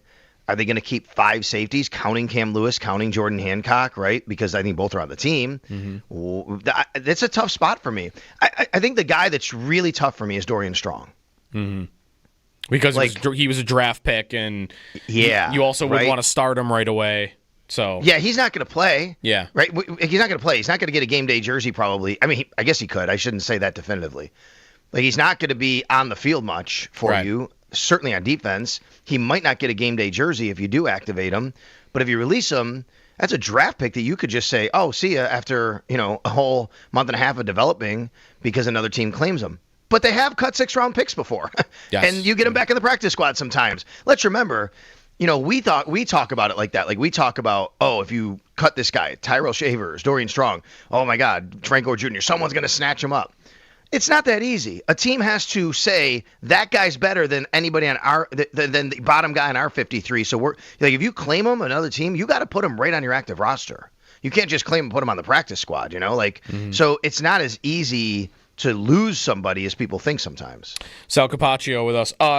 Sal, what happened at practice yesterday in this fight or that was started at least by Taylor Rapp and Elijah Moore? Yeah, I mean, there was a little bit of, remember, go back the day before, and Taylor Rapp collides with Dalton Kincaid. I thought that one was more like playing the ball. They both went up. Dalton was kind of in a vulnerable position. Taylor Rapp went up, and they collided. And, you don't want to see that. You're going, and it is Taylor Rapp. So, I think he's been a guy that's been involved in a couple of these things, and including yesterday, where you advance one day, and, yeah, it's Elijah Moore. Taylor Rapp kind of gives him a bit of a pop, and Elijah Moore tosses the ball back at him. So that exchanges words, and then suddenly everybody just comes pouring in. And then there's just a mass of humanity. And this is probably 5 minutes after the Tre'Davious White situation. So I wonder if people are on edge now, right? You see your teammate, you see Tre'Davious White, you don't know what's going on. Everybody's now got a bit of it's just a different vibe at practice after that. You know what I mean? For everybody who's on hand. And they start going at it. Everybody starts kind of pushing and shoving. Then all of a sudden I look, and there's guys like on the ground. I don't know if they fell, but AJ Epenesa's on the ground. I don't know if he fell. I don't know if someone hit him, whatever. Deion Dawkins is like pulling AJ Epinesa off the ground. He does, and then they exchange words. And, there was no like punches thrown or anything. It was pretty dispersed, but there's a lot of people there. And guys, saying things to each other. And I don't know. I think we're getting to the point, end of the preseason. The starters probably aren't going to play tomorrow night. They're going to be hitting another team. They're hitting each other.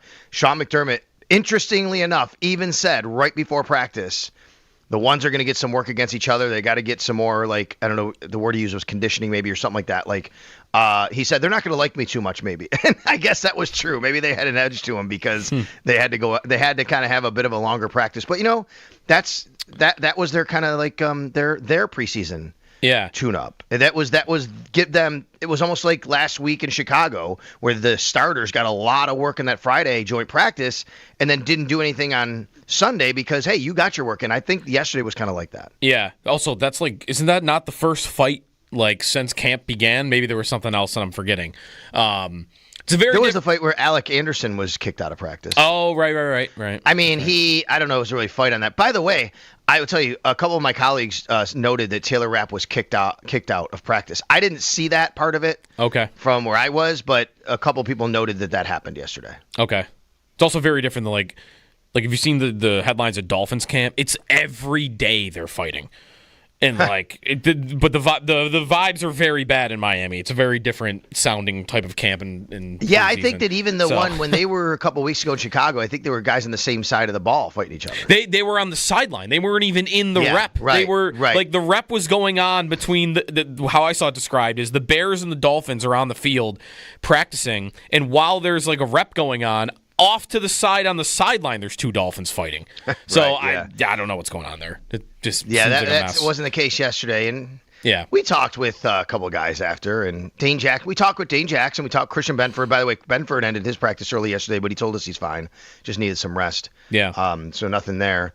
But like Dane Jackson's like, we're competing and, we're brothers. We love each other and things like that happen. And that's right. We all know that. But I thought it was interesting yesterday that, thinking about what Sean said, like, they're not going to like me. They have to go at it. And then they go out there and that happens. And I'm like, they're probably like, okay, come on, let's go. Let's get this done with and let's get on with the regular season next week.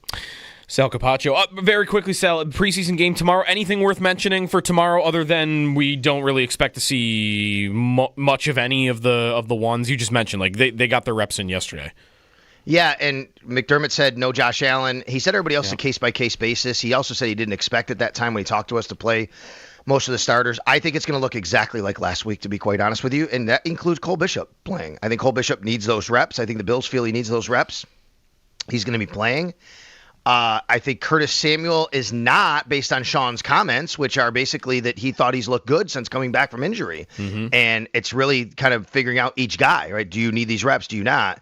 So right now, as I sit here, I would say probably not going to see Curtis Samuel, even though he hasn't played, because they might feel good about where he is, but you probably will see Cole Bishop. But we don't really know until we get out there tomorrow night. Sal Capaccio. Thank you, Sal. Enjoy Tampa. All right, you got it. Thanks. Extra Point Show coming up at 10 o'clock. Preseason game number 3 tomorrow night, 7:30 against the Bucs. If you're on hold, stay there. We'll get to you coming back. We've been talking some Keon Coleman today. Expectations for him. I asked Owen and Josh, would you take 7 touchdowns for Coleman this year? And I think we're all like, it's a little light. It'd be fine. No one would be mad at that. Couple other league stories I want to get to. Tennessee with Cameron Ward. We're doing a name change there, and it might actually have something to do with the Cam Ward that we all hate. I almost said love and hate. We don't love. We just hate on that Cam Ward. 803-0550 is the phone number to your phone calls next. Jeremy and Joe here on WGR.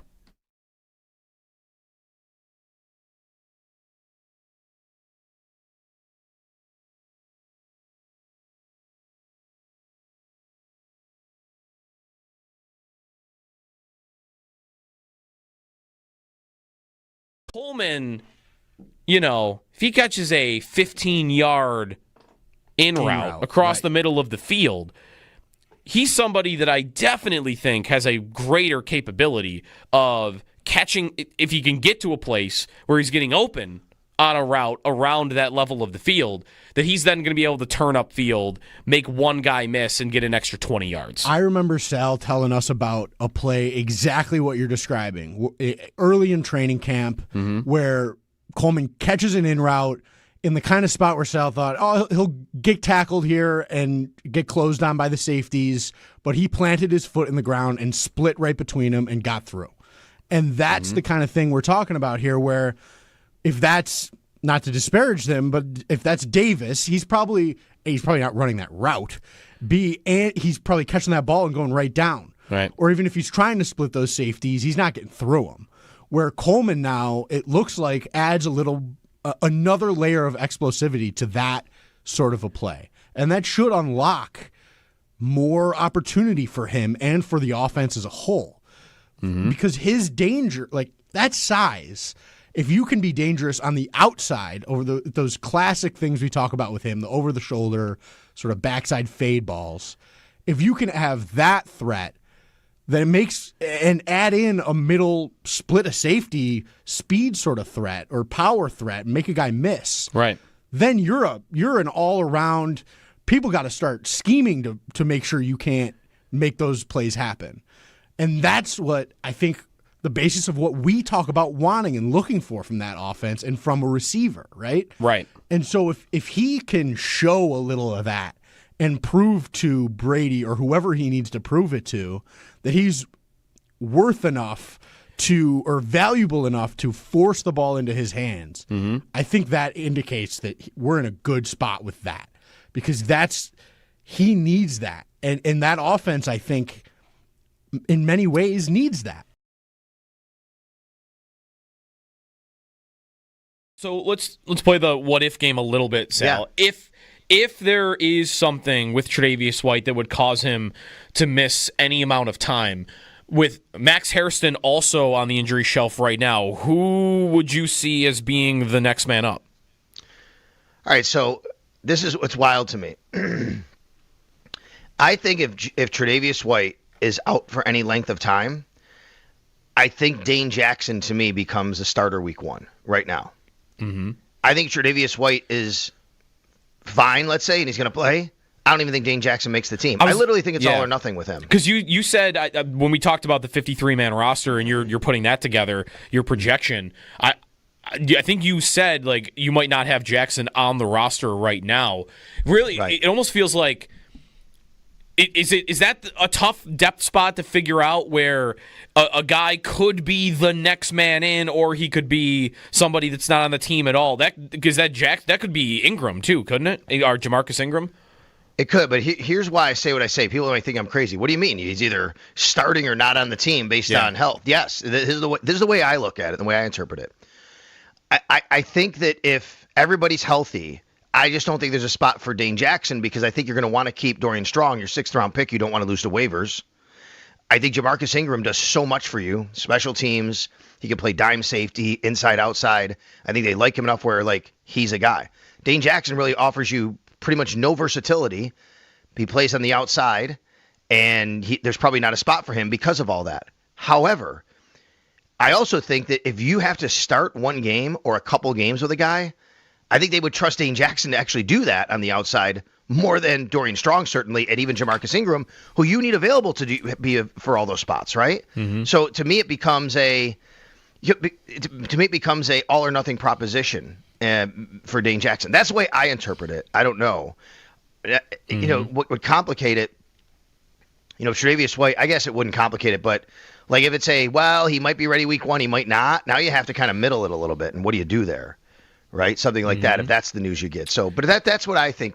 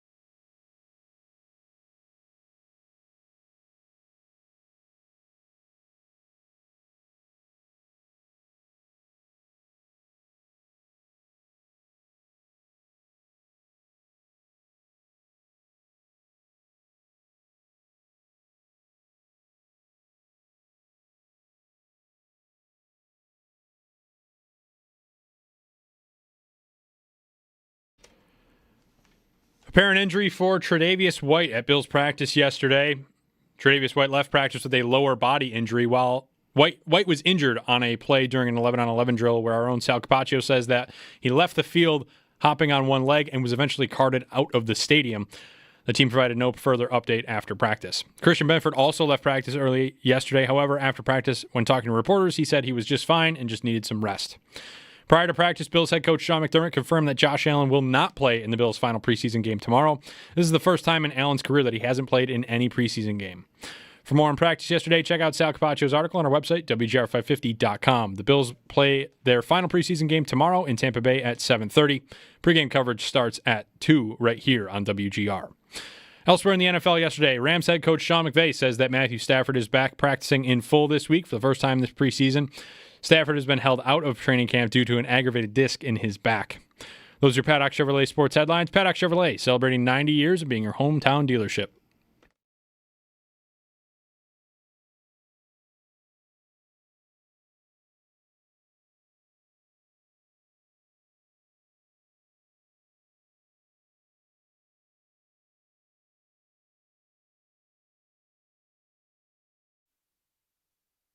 Stevie Johnson one time in Buffalo. We played him in Toronto. This was 2012. When I tell you I've given up 100 yards twice in my career, and that was the longest day of my life. You know, when you're out there, you like, should I hop back?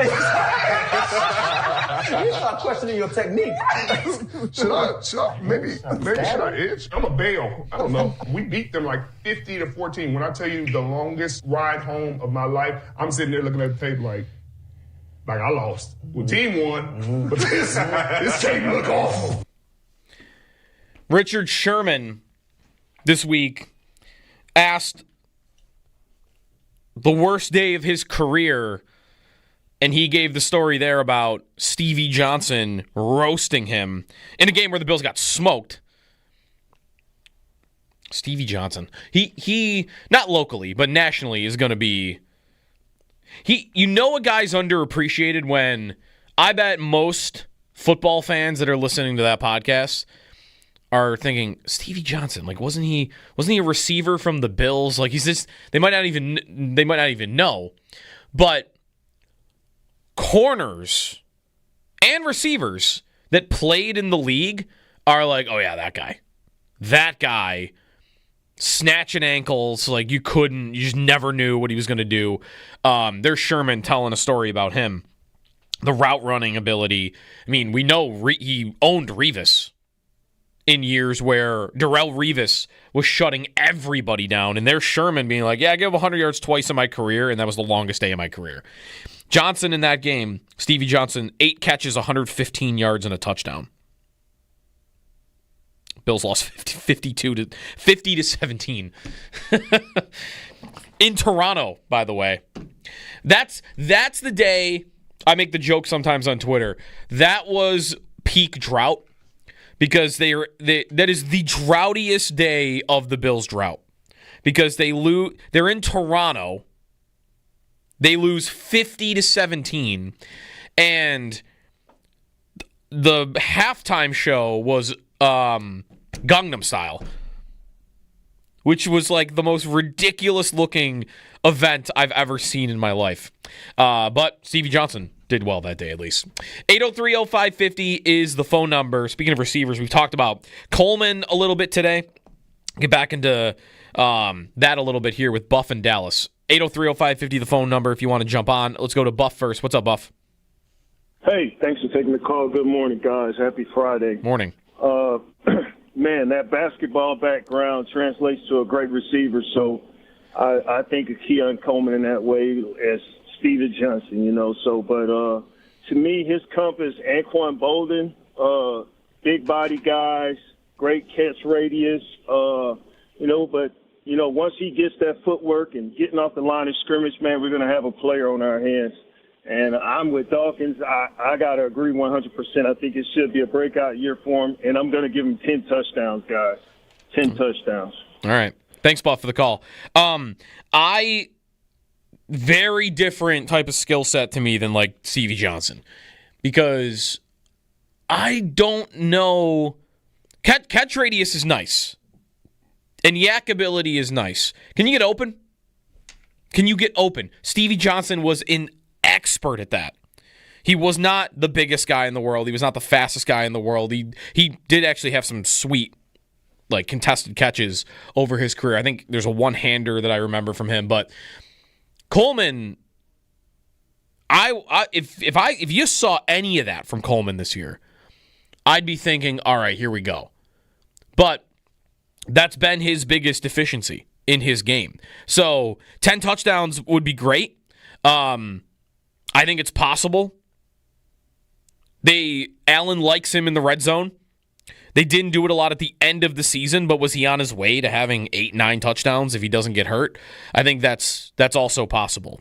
So, listen, Coleman, his development, like if you told me one guy is going to take a huge step forward this year, and it was Coleman, that would be more exciting to me than any other Bill.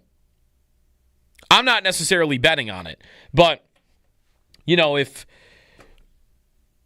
who would be good for this? If Dwayne Carter took a giant step forward, I'd be like, okay, cool, good. That's good for their defensive line. If Cole Bishop took a giant step forward, that would, I think, ease a lot of anxiety about the defensive side of their football. There are guys for this, but if you told me Coleman took a giant step forward, like Allen level step at his own position, maybe that's too far. A Terrell Bernard level step.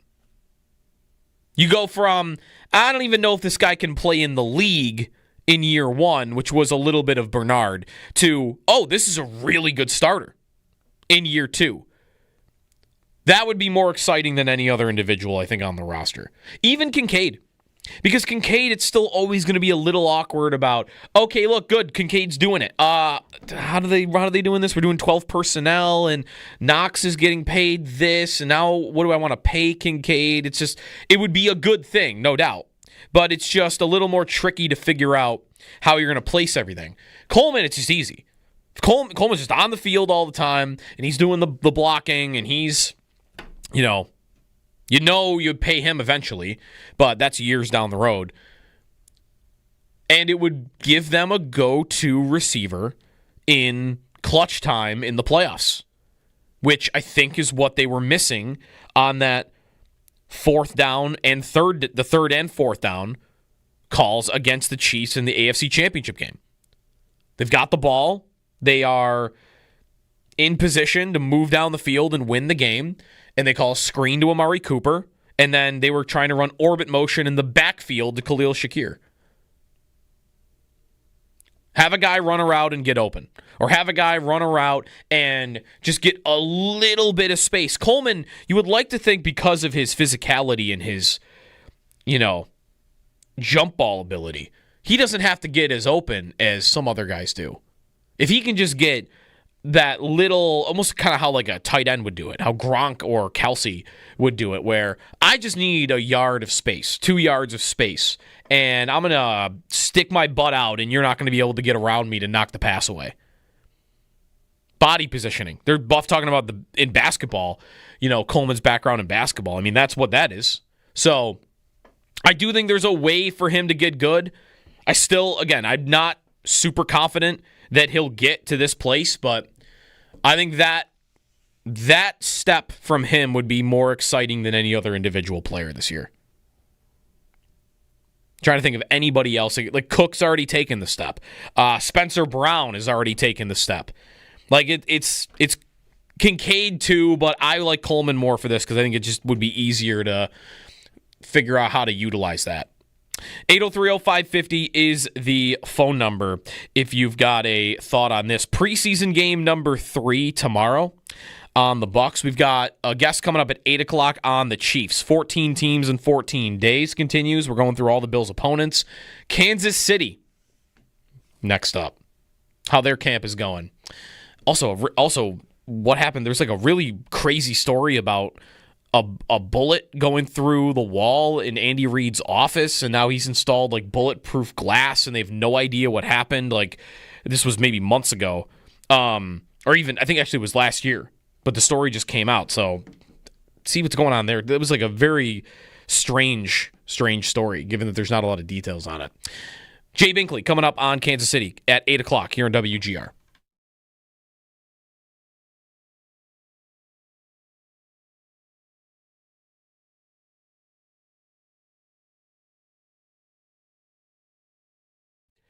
The guy that I would try to figure out, and if you like him, this would be the guy to take, is Coleman. Keon Coleman, I guess it depends who you're listening to. And I'll say all this coming up at 7. When we had either Chris Brown or Steve Tasker on at training camp at St. John Fisher, the words inconsistent were mentioned about him at camp. And I think it's really hard to parse what kind of camp a guy like that is having when daily, every other day, a couple times a week at the least, you're seeing plays from him on social media because of his ability to, like, really, he is a stylist when it comes to catching the ball. He's gonna have some pretty catches. He's going to jump up in the air. He is going to have a one-handed catch every now and then. He's going to look like a beast jumping up in the air over somebody and catching the football. And I think that can inflate in some people's minds what kind of camp he's having. But I don't know. I think he could also, since, St. John Fisher at least, have been putting it together. Consistent every day, every week, getting on the same page with Allen. We saw that one clip in Hard Knocks. I mean, it was like a 5-second clip, so it wasn't much, of Allen telling Coleman, like, I want you here, not instead of here. I want you to get to this spot. So, there's coaching going on, even from the quarterback with him about what he wants. Deion Dawkins the other day talking about how Coleman just feels different. Maybe there's a different level of maturity there, and that he's primed for a big season. Because he's the only one that I would, at the moment, consider to have like that. Oh, if I'm going to draft one of these Bills receivers, and it's gonna hit big.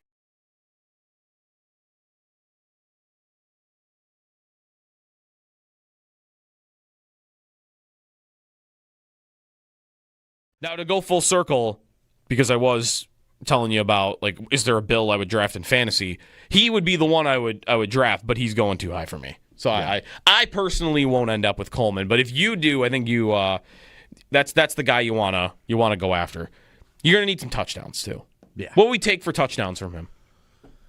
Would you take 7? I was just thinking 7. Would seems you take like the right number? You would sign up for 7 touchdowns. What do you have last year? 4? I think 4. I think I would want to hope that he would get more than that. More than 4? This year. He had last year. Yeah, I think he had 4 because Hollins led the team right with 5, so he didn't have more than that. Exactly. I don't know that it would take 7. I think I would want better than that. Yeah, I think I would hope for more. He's got more in him. Yeah, he's got more in him. I would, I'll take 9. 9 would be the fewest that I would actually sign on the dotted line for. Right. Where I don't need him to get to double digits, but let me get close to it.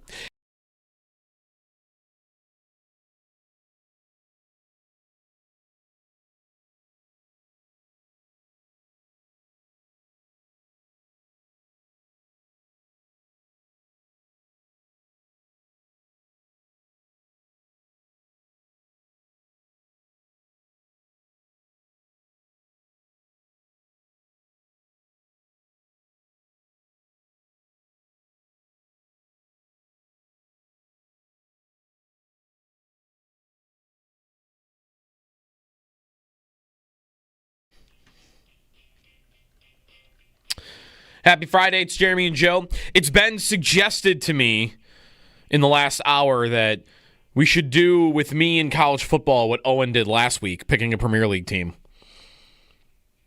But with college football. I should pick a college football team rather than just hate Michigan, Miami, and Notre Dame, which is usually where my allegiances lies, just whoever's playing those teams. I feel like it's, honestly, if you have the passion for it, I think experiencing a sport in that way is kind of fun. Yeah, oh yeah, hate watching? Hate watching? Oh yeah. I do that a lot. I do that a lot, and it's probably not healthy, but it's fun. Yeah. It's weird I do it with college football more than I do it with anything. It's just something about college football and, the cheating that can take place and the personalities of the coaches, which can be so egotistical sometimes and just, I don't know. There's something about that sport that brings out the hate in me. I've been thinking about this all morning since we talked about it to start the show, and it's got to be the fact that the coaches are the only ones that stay. And that they're the only one. Like, maybe. They're the program. They're the program. Yeah. Like, when you think of Michigan, even still now, you probably think of Harbaugh. Oh, sure. You don't think of anybody else. You think of Harbaugh. You think of Ohio State, even you think of Day or Meyer. Like, you don't think of anybody else, really. It's who's the guy that was running the show, looking, walking around with a stern look on his face, and you're like, yeah. This guy shouldn't be the star. I don't care about this guy. I care about the guys playing the football. I think what I need to find a college football head coach that I like. That's maybe where my starting point needs to be. Although, as I think about that, because so many of those coaches are so easy for me to hate. What would be the funniest thing imaginable to that profession? It would be the pro football coach coming in and just wrecking the place. Oh. But I'm not going to root for Belichick. Right. You can't I can't possibly do that. Right. Is Kirby Smart likable in Georgia? No. I don't have a problem with him. Yeah, right. Like, I don't hate him for a reason yet. I'll find Right, one. yet. If I watch a game, I'll find a reason to hate him. And it's just, they're coaches. I don't know. And I liked all my coaches when I was playing. Marcus Freeman is likable at Notre Dame, but it's Notre Dame. Right. If Marcus Freeman was the head coach of, like, Auburn, right, then I think it would be a lot easier for me to get there. Steve Sarkisian at Texas. Sark's fine. Fine. Don't really have an opinion. Maybe those would be my starting places. Yeah, I don't like. See if I could find something to like about Sark. Like Freeman, but it's Notre Dame, and you can't. I'm not going to like Notre Dame. Like it. But I liked him. I liked when he took over. It kind of seemed cool. Some guys, Some of these coaches too are so. Like what? How does James Franklin at Penn State act?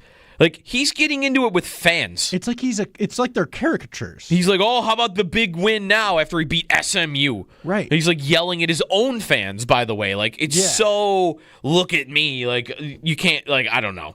They feel like jokes or like they have to be exciting or in the public eye because there aren't static athletes playing for your organization. What about Brian Kelly? LSU? We're going over here, y'all. Yeah, he's doing like a fake accent. Yeah. In LSU. So I don't know if I can get on board with that. No, definitely not. That's Oregon. That's going to be it, isn't it? Some of my favorite. Dan Lanning. Yeah, and they got the uniforms are exciting for them. All right, maybe it's going to be Oregon. The problem for me though is I wake up early in the morning and Oregon plays on the West Coast, although it is on Saturdays. Right. All right, maybe Oregon. Oregon's good. Is Oregon like front running though? I mean, they haven't won the title. It's like me picking United, I think. It's a good organization that has a chance to do it. But you're picking United. You're picking a team that's won a lot in the past. Yeah, I guess that's true. Huh? Although also Oregon is way better at what they do right now than Man U is. So I guess you could look at it a couple different ways. Equal there, maybe. All right, I'm going to think about Oregon. Yeah. I don't know. I don't really love a team either. I root for New Mexico because I went to play down there. And went to some Lobo games. The Lobos. Yes. Yeah. Yes. I don't think they're very good. No, they are. Yeah. In fact, atrocious. That's probably not the most fun experience to root for them. It's similar to the hate watching. It's fun for a different reason. You're not excited because your team's good and exciting, but it's like this is hilarious. Yeah. All right, I'll take your suggestions. What college team should I like? Maybe run through that like Owen did with the Premier League. Zach Jones just texted in. Arizona State. Ooh. Kenny Dillingham is at Arizona State is cool as hell. I got a buddy that's nice. All right. I got a buddy going to ASU to play hockey down there. I've been to ASU also. Not for a game, but I've seen the stadium. I've been there. Very cool spot. We actually got locked in the stadium by accident. Oh. We were doing like just a tour, not like an unofficial tour, and we accidentally like unofficial tour. Yeah, just like we were like just like someone showing us the stadium, and I think the door locked behind us, and we couldn't figure out how to get out. We were just trapped inside the Arizona State Stadium. My dad at Notre Dame one time too. That's funny. All right, when we come back, Jay Binkley on the Chiefs. 14 teams in 14 days. Let's go through what's going on in Kansas City when we come back here on WGR.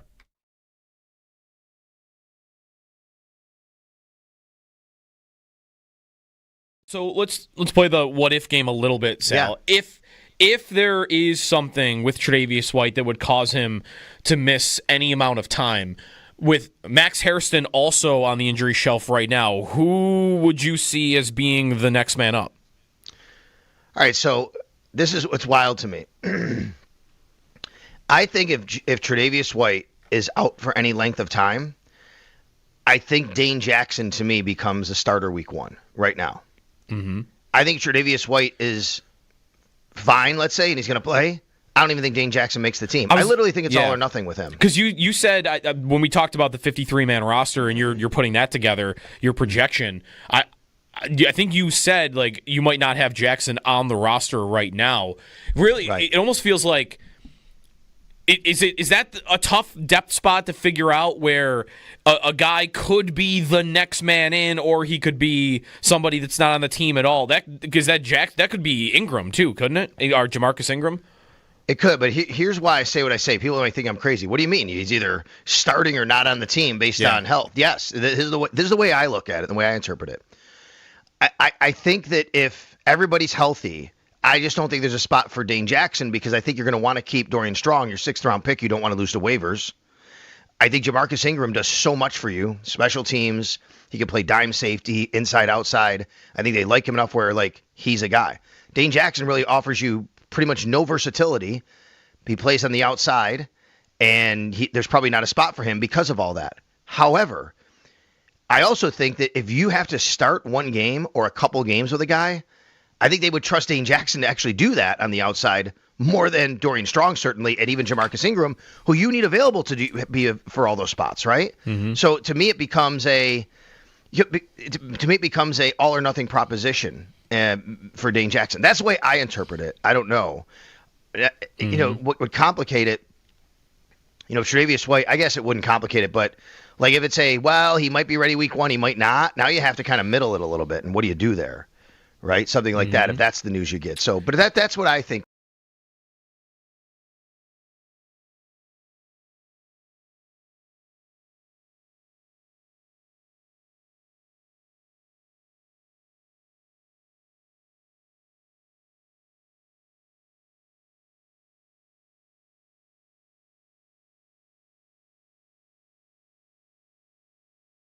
Now, to go full circle, because I was telling you about, like, is there a Bill I would draft in fantasy? He would be the one I would draft, but he's going too high for me. So yeah. I personally won't end up with Coleman, but if you do, I think you that's the guy you wanna go after. You're gonna need some touchdowns too. Yeah. What would we take for touchdowns from him? Would you take 7? I was just thinking 7 would seems you take, like the right number. You would sign up for 7 touchdowns. What do you have last year? 4? I think 4. I think I would want to hope that he would get more than that. More than 4? This year. He had last year, I think he had 4 because Hollins led the team with 5, so he didn't have more than that. Exactly. I don't know that I would take 7. I think I would want better than that. Yeah, I think I would hope for more. He's got more in him. Yeah, he's got more in him. I would, I'll take 9. 9 would be the fewest that I would actually sign on the dotted line for. Right. Where I don't need him to get to double digits, but let me get close to it.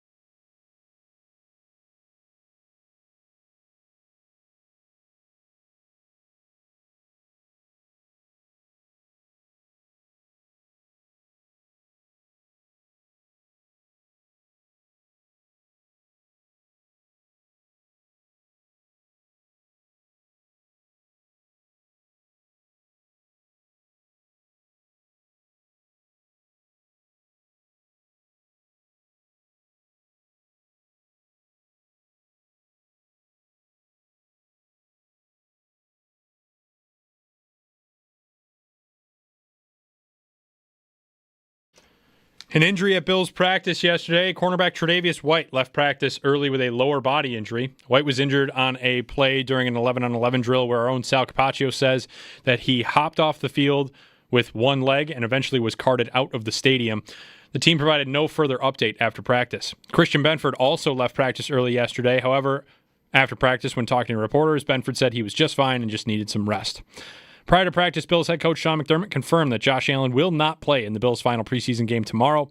This is the first time in Allen's career that he hasn't played in any preseason game. For more on practice yesterday, check out Sal Capaccio's article on our website, WGR550.com. The Bills kick off their final preseason game tomorrow at 7:30 in Tampa Bay. Pre-game coverage starts at 2 right here on WGR. Elsewhere in the NFL yesterday, Ravens quarterback Lamar Jackson did not practice. Jackson left the team's practice early on Wednesday after having his foot stepped on during a drill. Ravens head coach John Harbaugh says that the x-rays on Jackson's foot revealed no damage, but his foot was a little sore yesterday, and that's why he sat out. LA Rams head coach Sean McVay said that Matthew Stafford is practicing in full with the team this week for the first time this preseason. Stafford has been held out of training camp due to an aggravated disc in his back all offseason. And some MLB scores. The Blue Jays did not play yesterday. However, the Red Sox and Yankees played each other in the first game of a 4-game series. The Red Sox come away with a win 6-3. They now tie the Yankees at 5 games back in the AL East, 5 games behind the Toronto Blue Jays. That's your Paddock Chevrolet Sports Update. Paddock Chevrolet, celebrating 90 years of being your hometown dealership. I'm Josh Schmidt for WGR Sports Radio 550.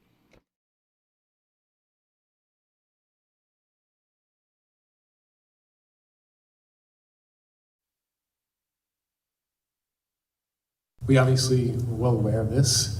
When something like this happens, we call upon our protocols and processes. That's what we did in this situation. One of the pieces of that, it's a significant advantage being part of the NFL, is you have access to resources that not everyone has access to. So we called in our experts very quickly at all levels, locally, regionally, nationally, and we sat down and assessed the situation. We cooperated with KCPD, got through the investigation, and then we went back and said, okay, here's where we are, here's the situation, here's what we've determined happened, what's the next step, both from a PR standpoint, from a communication standpoint, and we made our decisions and moved on. That's Chiefs president Jay Donovan on this crazy story about, Mark Donovan, thank you, about I don't even want to call it a shooting, but a bullet flying through at the Chiefs facilities last year, so I don't know if there's a lot of details on that story, but it's a crazy one. Good morning, it's Jeremy and Joe here on WGR. We're going to talk some Chiefs here. It's 14 teams in 14 days going through the Bills' opponents, brought to you by Northtown Automotive. Get a Northtown Engine Shield engine protection warranty on new and used vehicles. Joining us now to talk Chiefs, Jay Binkley from 96.5 The Fan in Kansas City on our Odyssey sister station. Morning, Jay. There really aren't a lot of details, right, about this story, Andy Reid's office. Like, it's just kind of, it happened, and we don't really know much else.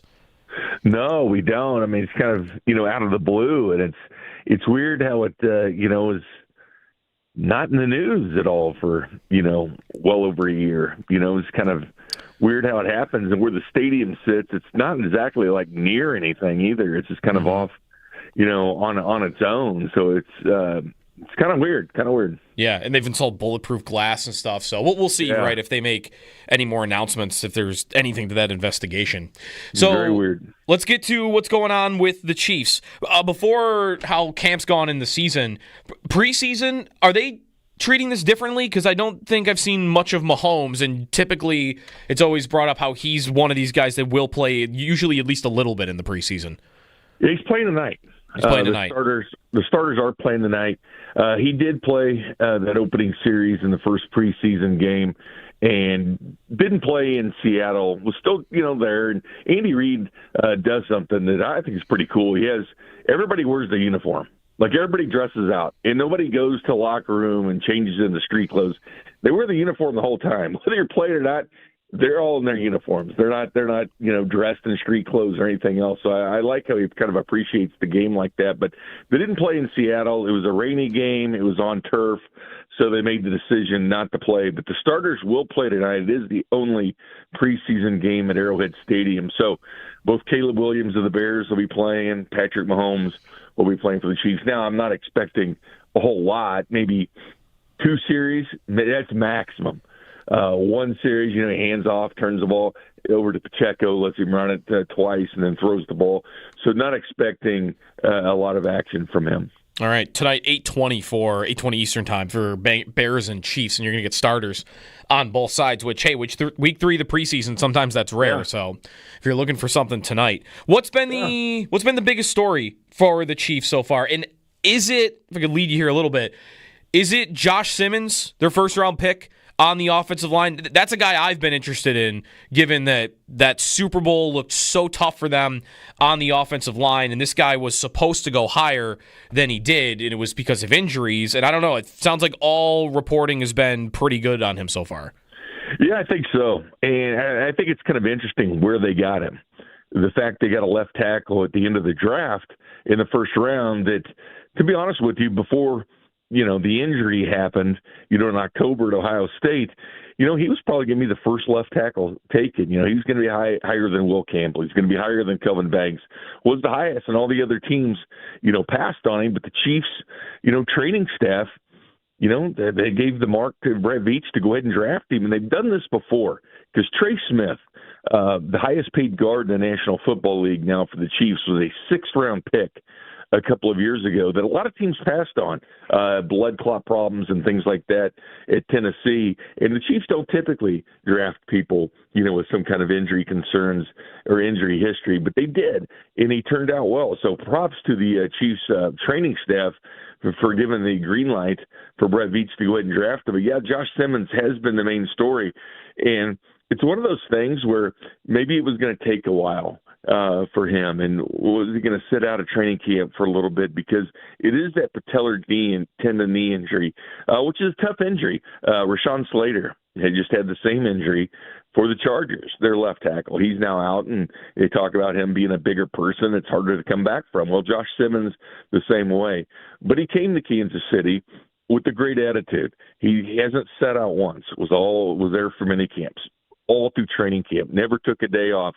They never rested him, played every day. They brought in one of their former tackles, Mitch Schwartz, to work with him at minicamp and trying to get him up to speed. But that is the big thing. And, you think about last year, the Chiefs had a first-team All-Pro left guard in Joe Tooney.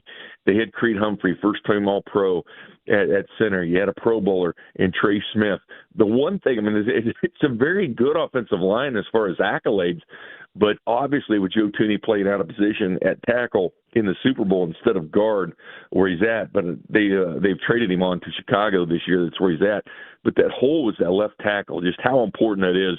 To me, it's the second most important position on the football field behind quarterback, having that left tackle. But that really makes the offense go. That's why they went from first in points per game in the NFL to 15th the last 2 years, because of that revolving door at left tackle. But Josh Simmons has been the number one story in training camp. Number 2 story is the wide receiver position. Is Rashee Rice going to miss time? Well, he is going to miss time, but when is the suspension going to happen for Rashee Rice? So that's been the top 2 stories, I think, for the Chiefs, is left tackle and depth at wide receiver. Would you say with that they're like, how does Kansas City view what their offense has become? I know how I view it. Like, I view it as a missed opportunity to not be able to top a team in the playoffs, that they're not scoring 35 a game like they were a few years ago. Yeah. Like, it does look a little bit more closer to the pack, and they still are figuring out ways to get there, and defense is a lot of that too. How does Kansas City view that? Like, is there a desire, a call out? Is it more tempered than that to see their offense get back to what it was with Mahomes in the first 2-3 years of what they were offensively? Yeah, I think so. I think they've made adjustments in the way the safeties are positioned and trying to really bring the Chiefs into a shorter passing game. It's been a real emphasis on defense. They've seen everything. Everything has been thrown at them. But I give the coaching staff credit for making adjustments. And last year was, I think, a really interesting year for the Chiefs. And I think it was Andy Reid's best year coaching, to be honest with you, even though they didn't win a Super Bowl. They won 15 games and won the division by 4 games with a team that wasn't supposed to play like they're playing. When they went to training camp, it was Rashee Rice, and it was Hollywood Brown, and it was Xavier Worthy in that speed and throwing downfield, and the Chiefs wide receiver room looked good. They were explosive in training camp and everything they talked about is throwing the ball downfield, and then all of a sudden reality happens. Hollywood Brown is hurt in his first reception in the preseason, out for till the end of the year, basically had 9 catches at the end of the year. Rashee Rice was hurt in game 4. So, boom, they're out. They're number 1 wide receiver. They're out their number 2 wide receiver. Then Isaiah Pacheco gets hurt in game 1. So now they're out their top running back, top 2 receivers, and then Travis Kelce was having a slow-down year for him, which he still had 97 catches. So make what you want about his condition and everything else. But you're basically playing without your top 2 wide receivers and your top running back. They had to make adjustments.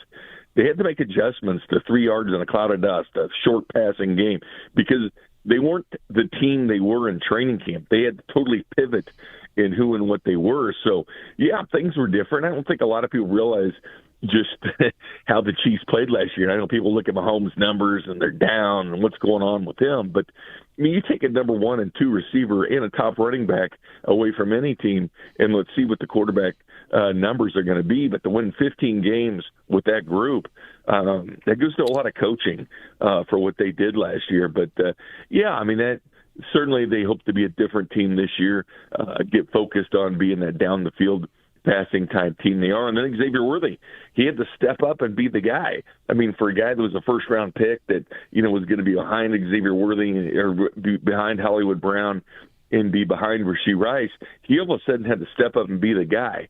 Now, it took him a while, maybe till midseason, to where he was kind of on the same page with Mahomes. And then, of course, down the stretch, led the team in catches and yards in the postseason. But, I mean, he had to step up right away. I mean, there's always pressure on a rookie wide receiver, especially a first-round pick. But when you sit behind Rashee Rice and Hollywood Brown, and all of a sudden they're gone, they had to just do things differently.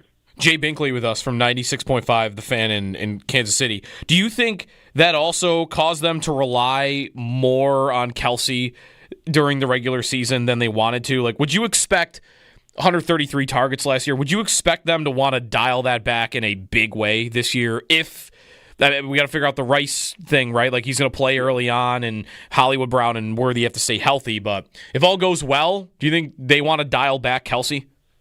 Yeah, I think so. Obviously the connection, he's got a streak going of 90 receptions a year. I mean, he's always good for that. He came in really good shape and looks good, but they're going to probably keep 4 tight ends. Andy Reid loves running 12 and 13 personnel and 2 and 3 tight ends in a game. So they'll probably dial it back to a certain extent. But, even though Rashee Rice, a different position than Travis Kelce, he runs a lot of the same routes. So with him being suspended and stuff, it'll, for Travis Kelce for 4 to 5 games, whatever the suspensions of being, he'll be more part of the offense going forward. But always that's why I respected Josh Allen last year and what he did. That team scored 30 points a game, and a lot of that offense isn't household names. Like, you look at the Buffalo Bills offense, not a lot of household names. Sure, in Buffalo and stuff, and you're seeing the guys, and the guys, but, nationally, not a lot of household names. Stephon Diggs wasn't on that team, but still scoring 30 points a game. That's what good quarterbacks do. Good quarterbacks will deal with the talent they have around them and still find a way to win. That's the bottom line, is win. And that's what Josh Allen did, and that's what Patrick Mahomes did. What about on that Rice suspension? You said like maybe it's 4 to 5 games. Is it weird the timing of it? So it's going to happen in the middle of the season, right? Because of this hearing that's going to not be till the end of September. Yeah, it's odd. I mean, everybody was fully expecting this to start at the beginning of the year, and depending on what reports you see, there's been reports out there the NFL wanted to slap 10 games on him, and then they wanted to put 8 games on him. So clearly the Chiefs and the NFLPA wants to appeal it. So the soonest appeal date they could get is September 30th. I know a lot of people are like, well, the Chiefs are getting away on this. Well, the NFL wanted to slap them with 8 games, 8 to 10 games. And the Chiefs, the NFLPA said, no, we want less than that. And so, yeah, it's probably better. I think it's better. Some don't. Some think, hey, man, just get the suspension out of the way. I don't see it that way. This is a tough stretch of games they have in the beginning. That first stretch that, in Brazil against the division rival and the Chargers, then turn around and play in the Philadelphia Eagles in week 2, then the Ravens a couple of weeks later. Let their rookie wide receiver, they drafted Jalen Royals, acclimate to the system. He'll be better off to go, I think, down the stretch. But there'll be a significant amount of time, 4 to 5, at least 5 games. Probably, Schefter was saying at least 5 games for Rashee Rice. So I assume that's what it's going to be. But I know a lot of people just say, hey, man, just get it out of the way. I'm not like that. Just go in, start the season with all your firepower there at wide receiver. But it's going to happen inevitably. So, and they were prepared for it happening. They knew it was going to happen. That would probably line up with a round where the Chiefs will play the Bills in the regular season. Right. Although we are at a point here, Jay, where it's 4 years in a row winning in the regular season, where I think the shine off of beating Kansas City in November has kind of dulled a little bit. Well, it's one of those things, too. And, the bottom line is, and the big thing nationally has been, is the Chiefs dynasty over? And I can't believe all the stuff I'm hearing about Mahomes and, he slowed down. And put it this way, Mahomes is 29 years old. He's not even 30. He turns 30 next month. All right? He's got 17 postseason wins. 17. You can combine Josh Allen, Lamar Jackson, Joe Burrow. They don't have that many. Mahomes himself has 70. Dude's not even 30 and has 17 postseason wins. That's number 2 all time. Yeah. He passed Joe Montana. Troy Aikman has 11 postseason wins. Joe Montana, 16. Patrick Mahomes now 17, and the dude's not even 30. And the one thing is, you've seen guys get better in their 30s. Steve Young built his whole Hall of Fame career in his 30s. Drew Brees, MVP in his 30s. Aaron Rodgers, multiple MVP in his 30s. And then look at what Tom Brady did in his 30s, even his 40s. So, this whole thing about, Mahomes' numbers aren't, here's the deal. When you have a bad defense, that's when the quarterback numbers are. When Mahomes had 5,000 yards and 50 touchdowns, he had the worst defense in the NFL, points per game. The second time he threw for 5,000, they were 16th in points given up. So, quarterbacks are going to put up big-time numbers. When the defense is bad, the defense isn't as bad, so he's not going to put up the numbers. But all this stuff about Mahomes, get his receivers healthy, give them weapons. I've always been an advocate of when you have a quarterback like that, you only have him one time in probably your lifetime. I don't see New England having a Tom Brady. I don't see the Chiefs having another Patrick Mahomes. Right. Supply them the weapons. Look at Peyton Manning when he was at Indy, Reggie Wayne, and Marvin Harrison. Those dudes aren't in Kansas City, give the quarterback as much talent around him. Build that offensive line. Give them firepower. Imagine Buffalo, same as Kansas City, getting that true number 1 and 2 wide receivers through the draft the next couple of years to help their quarterbacks out. I think that's what they need. I like the sound of that. I don't know that the GM thinks that they need that, but they did score 30 points a game without it last year. So they did. That's been a little bit of the debate here. Is you did do it without him. Does that mean you could do it forever without him? That's here's the deal. Though. Look at Mahomes. He wins 15 games without his number 1 and 2 receiver. Do you really need them? Well, I don't know. If you buy a Ferrari, you don't want to just sit in your garage, do you? You want to put gas in it and drive it. You're right. Jay Binkley with us on the Western Hotline. Last thing for you, Jay. On the division, one, how do you view the Chargers at this point? I'm done believing that they're going to – every year it's okay, this is the year they're finally going to challenge Kansas City, and they never are able to. I'm almost wondering from you if Denver has leapfrogged them as a serious threat to Kansas City winning, I think it's 9 AFC West titles in a row. Both teams look good on paper, but the Chargers just feels like they're going to Charger. But maybe Denver could be different. I'm not sure how you see it. I've been waiting for Justin Herbert and the Chargers, and he's gone through the 3 head coaches, and I do think it's a good mix with Jim Harbaugh. But people were talking about the Chiefs' downfall last year, and the Chargers are going to be the number 1 team. The Denver Broncos this year are going to be the team that they're playing on. Let me put it this way. In the last decade, the Chiefs are 17-3 against the Chargers, 17-3 against the Denver Broncos, and 17-3 against the Raiders. Every year people are picking the Chargers or the Broncos, and then the end result is the Chiefs win the division by 4 games. Last year was the year that the Chargers were going to finally, step apart and beat the Chiefs in the AFC West, and it didn't happen. I love the head coaches. I think the Raiders are going to be better with Pete Carroll too, to be honest with you. But the coaches in this division are very good, and the quarterbacks are very good. Now, can Bo Nix in Denver take that next step? Can he be C.J. Stroud, who didn't have as good a year as he did in his first year, but still a very good year last year for Houston, getting to the postseason. But I think the team closest to the Chiefs is the Denver Broncos, and you look at how they're approaching it and what they do in the draft. So instead of drafting running backs like the Raiders and the Chargers did in the first round, Denver drafted Jahdae Barron, a cornerback out of Texas, and to put a Surtain there. That's how you stop Mahomes. That's how you win a division. Winning a division is not drafting a running back in the first round. A division is looking at a team saying, all right, well, this team has won 9 straight divisions. How do we slow them down? Well, we slow them down with the pass rush, and we slow them down with the secondary. Those are the 2 ways we can slow Mahomes. Why not try to beat the team that's won 9 straight division titles? Why draft a running back? Why not draft something that'll slow Mahomes down? Yeah, I like it. Denver would, for me, also be the next team before the Chargers that I would look at in that division. Jay Binkley. Good defense. Just a solid team. Yeah. Thanks again for joining us, Jay, and maybe we'll talk again closer to the start of the season or once the season gets rolling. Anytime you guys want. Take care now. Awesome. Thanks, Jay. 14 teams in 14 days, brought to you by Northtown Automotive. Get a Northtown Engine Shield engine protection warranty on new and used vehicles. Kansas City, 17 playoff wins. We had the stat earlier in the week or last week about, they were talking about in the afternoon show, how Josh Allen is one of only a couple quarterbacks in league history that has 4 or more playoff wins without making it to a Super Bowl. 6 out of 57 quarterbacks that have 4 or more playoff wins haven't made it to a Super Bowl. Allen will have the record. Assuming he gets to a Super Bowl someday, he will have the record for the most playoff wins before his first Super Bowl appearance. He, at the moment, has 7.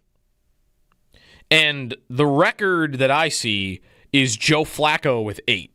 Joe Flacco, kind of surprising, right? Because he made the Super Bowl in 2012. Like, it was pretty early. But he had 8 playoff wins before he made it to the Super Bowl. Allen's at 7. So, at a minimum, he'll be at 9 before he gets there. And that's part of the uniqueness or the rarity of having a quarterback this good and not having made it. And it's because that guy's got 17 of them. Share the wealth a little bit. Can't believe they made it last year. Last year was especially the year that it shouldn't have happened. 803-0550 is the phone number. Talked some Keon Coleman a little bit earlier on in the show. If you got a thought on that, feel free to give us a call on what his expectations should be for this year, how open you are to him taking like a giant step forward. When we come back, Jerry Jones is making the Micah Parsons situation even worse, and it feels like every single day it's getting worse and worse and worse, and there's more updates on that when we come back here on WGR.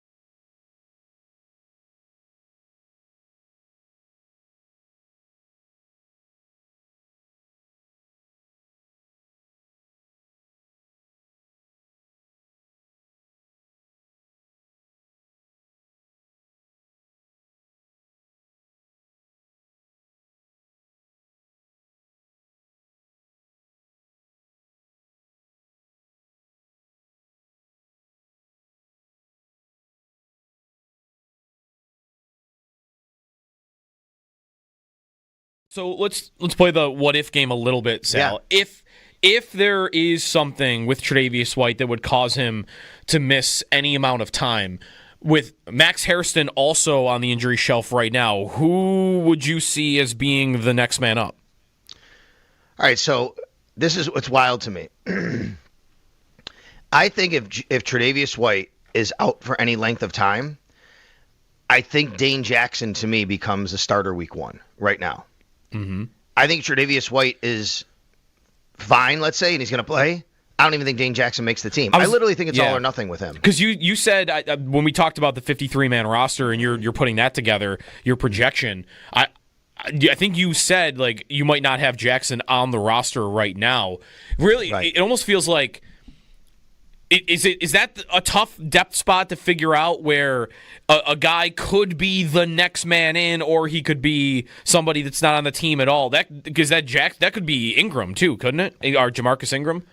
It could, but here's why I say what I say. People might think I'm crazy. What do you mean? He's either starting or not on the team based on health. Yes, this is the way I look at it, the way I interpret it. I think that if everybody's healthy, I just don't think there's a spot for Dane Jackson because I think you're going to want to keep Dorian Strong, your 6th-round pick. You don't want to lose to waivers.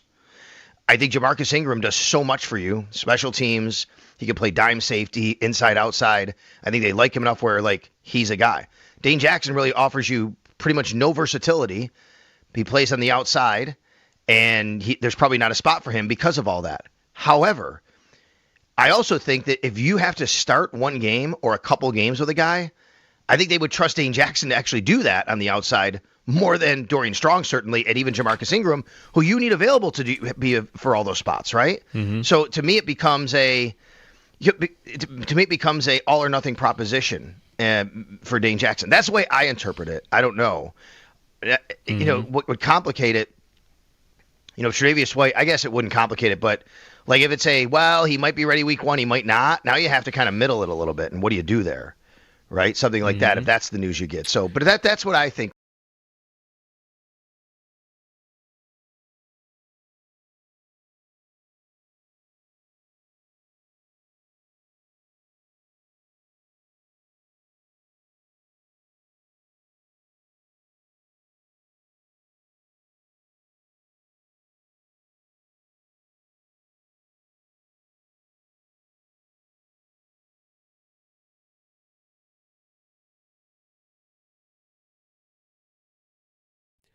The guy that I would try to figure out, and if you like him, this would be the guy to take, is Coleman.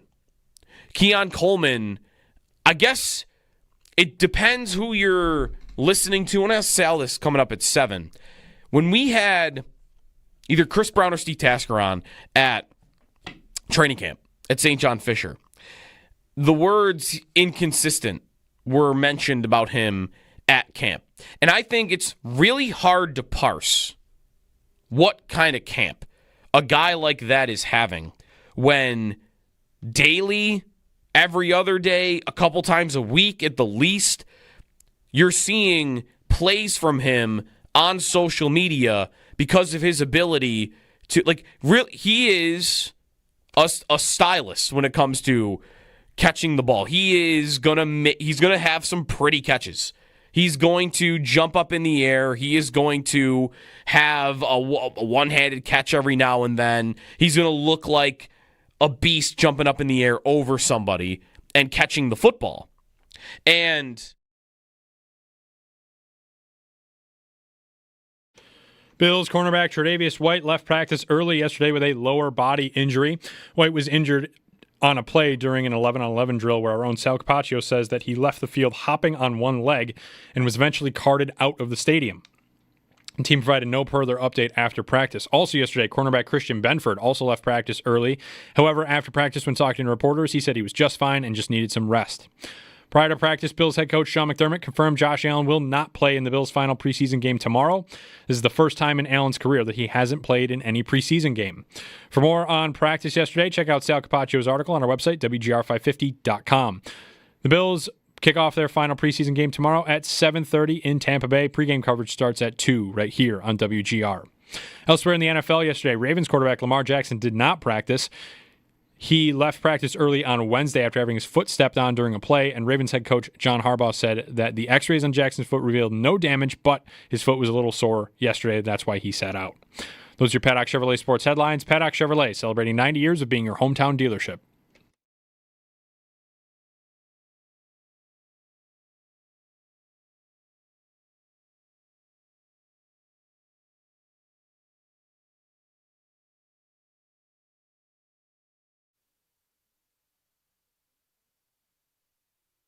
so many times in this industry, you have a different agenda going on with agents, a different agenda.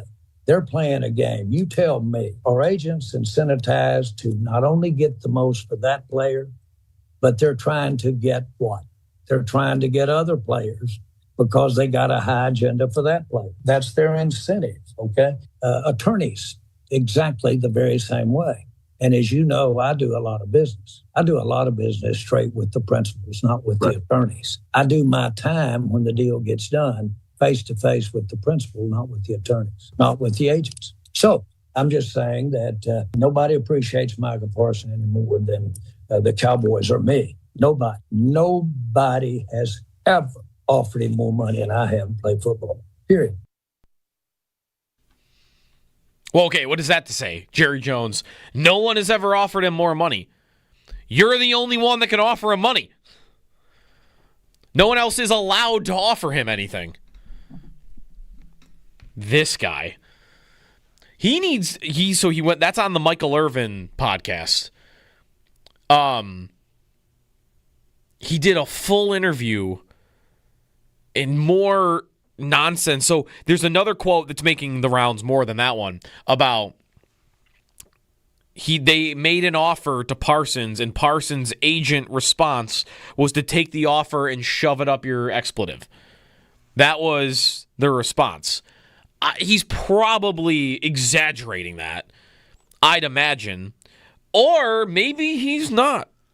Maybe it's so far gone that the Parsons side is shutting things down. I am rooting for that so badly because I kind of need somebody to stick it to Jerry Jones and say, no, you're not going to do business like this.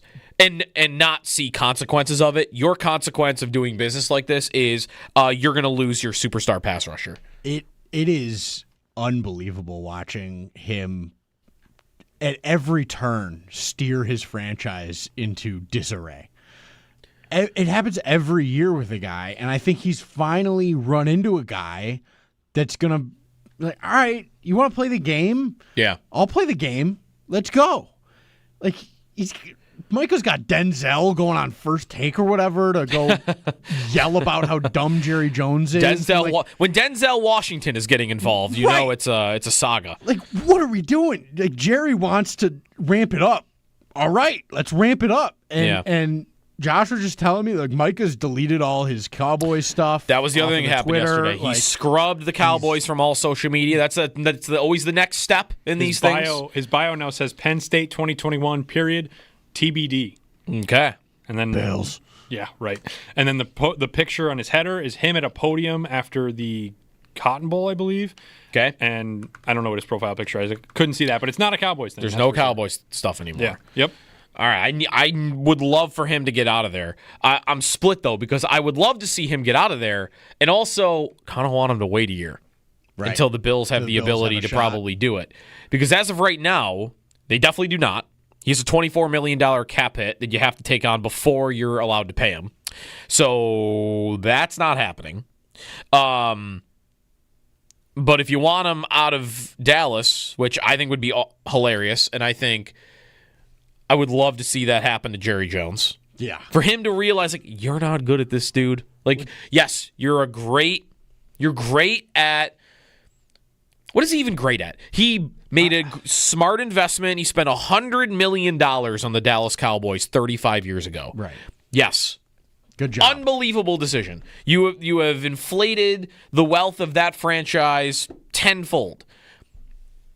But he doesn't realize he's not good at being a general manager. No. And he never has been good at being a general manager. That team with that brand and market should be easy to build a contender every year. 100%. Should be easier to build a contender there.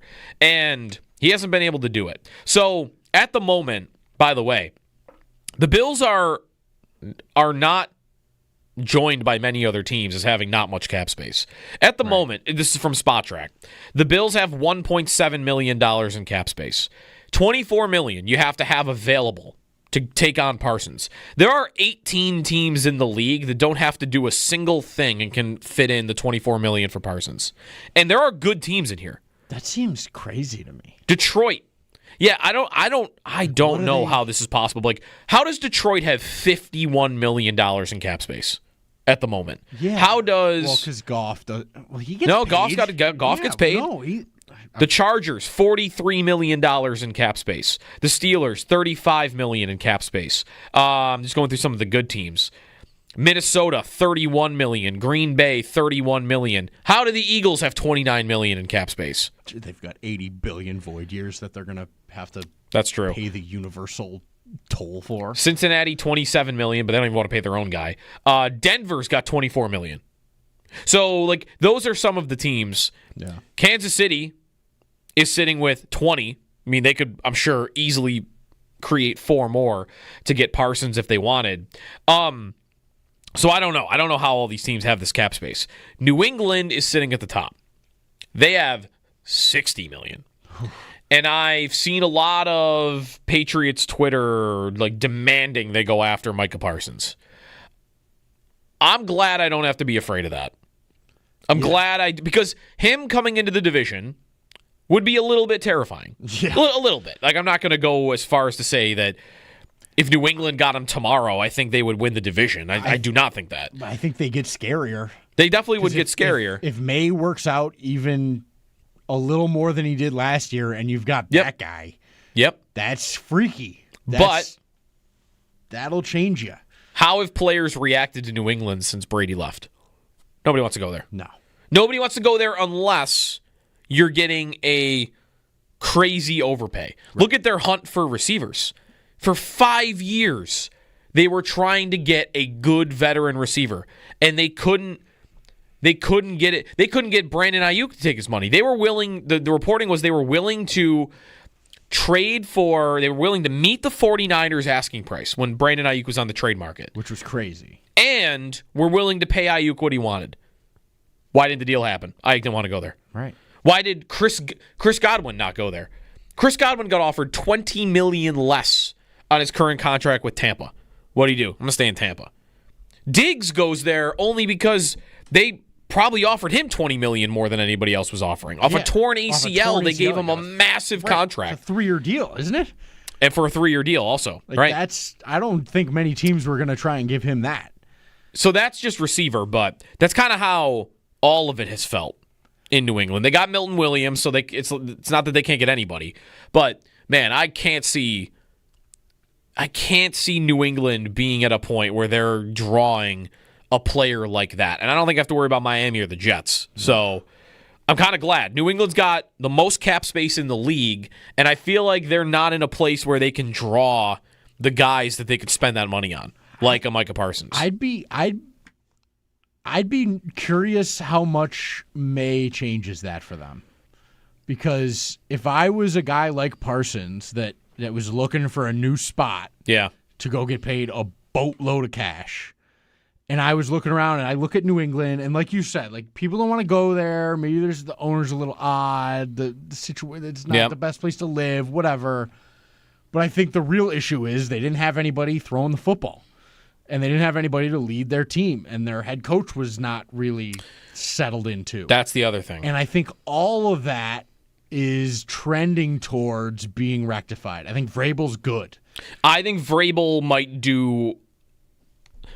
might help that a lot. Like, I wonder if there were players that would say, I'm not going there because, it was Gerard Mayo. Right. Or even Belichick. Belichick at the end was not drawing people in there. In fact, it was probably the opposite. Right. It was, I don't want to go play for that guy. He's going to be gone, and they're going to be bad. Like, I don't. And he's the stories Brady's told about like how he's crazy operates. Vrabel though would be like, I'd go play for that guy. I'd go play for Mike Vrabel. Right. Like, I think he has that reputation, but not so much that I'm worried about like one of these star players going to the Patriots at this point in time. 803-0550 is the phone number on Coleman. We talked about earlier, a little bit on the Cowboys there. We've got Ian Hartitz coming up at 9 o'clock. Mike Shope is going to join us at 9:30 as well. So big fantasy hour coming up in the 9 o'clock hour as we get towards. I would bet, I don't know the numbers on this, I would guess that this weekend is the most popular fantasy draft weekend of the year. Couple weeks before the regular season. It's either this week or next week. Like one of these last couple weekends, late August, before you get to the start of the year. And we are now within 2 weeks. We are 13 days away from Eagles and the Cowboys we've been talking about. 803-0550 is the phone number if you want to get a call in. Some fantasy coming up at 9 o'clock. Joe DiBiase. Jeremy White is off today. This is WGR.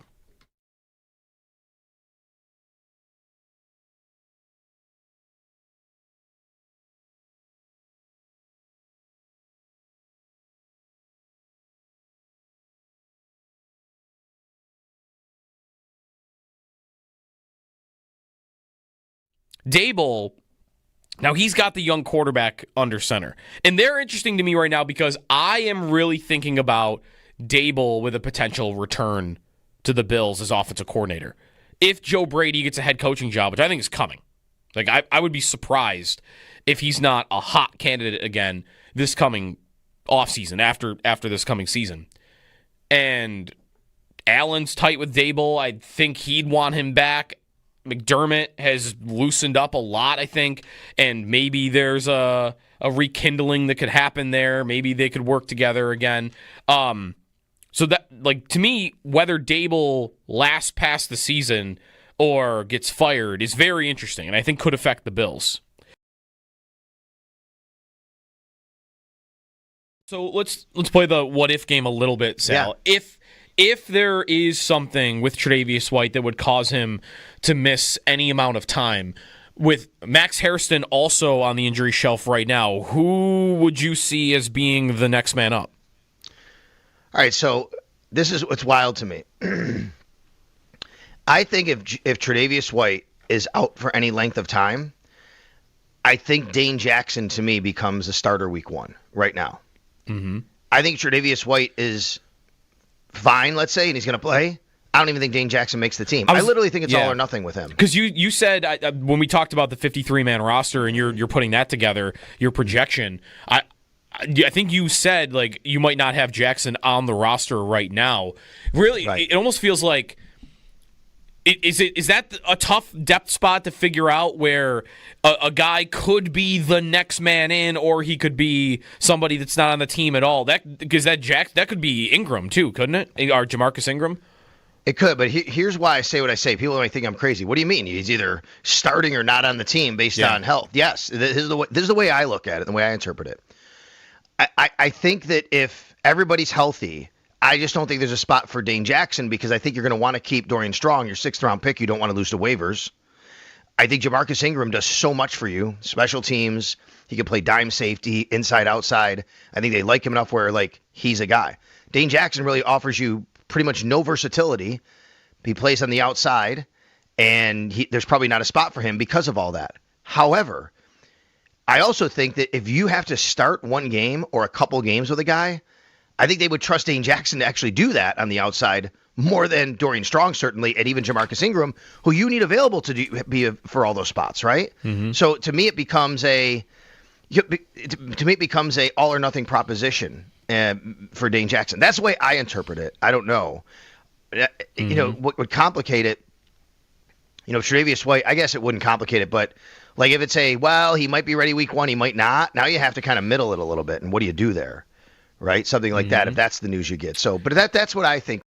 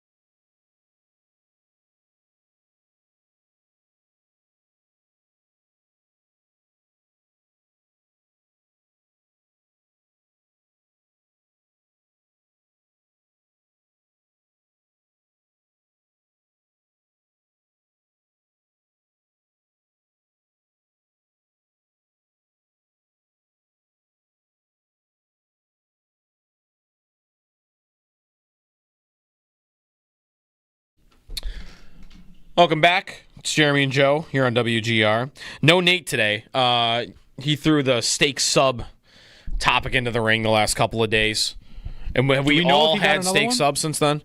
Do we know if he got another one yesterday? I think he did, yeah. Keep the streak going. Did he inspire all of us? You had one yesterday? I had one. I didn't. Yeah, I did. I should give Not one going to lie. It's a Friday. Nice way to end the week. I see, but here's the thing. I could not, if you didn't hear us talking about this, Nate's eaten a steak sub like 5 days in a row for lunch. I had one yesterday. I could not imagine having it again today. I guess I could imagine it. I'm never like seeking it out. Like, I gotta go get another one. That's just me, personally. I guess it probably depends on the quality, right? Like yeah, it was good. Yeah. It was very good. But I don't know, what about a twist to it though? Like, if you got a steak sub yesterday, right, and then you get a stinger today because it's got steak on it. I'm just adding chicken fingers to it. Yeah. It's the same thing. Too much for me. I don't know. Back in the day, I could have housed a stinger, and I loved the concept of it. I'm too old for that. Wow. I'm the old guy in the show right now, actually. Jeremy's not here. Yeah, that's true. Howard was in yesterday for a minute and it helped me out there, but I'm the old guy in the show today. That's true. I'm too old for it. You got to go from 30. the steak sub to the chicken. They got the chicken version of all that stuff. It's the same thing. It's just with a chicken meat instead of steak, which is awesome. Like a chicken Philly. Yeah, exactly. Kind of sub. It's good. That's probably always the better idea. It probably even is. for health. It probably is, but I had to eat.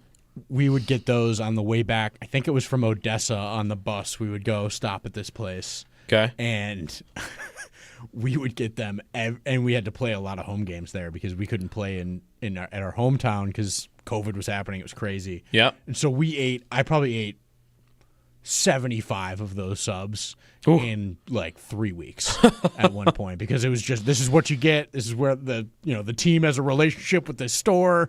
Just go get this sub every day. And it was gnarly. So I connected with Nate when he was 5 days is nothing, dog. Yeah.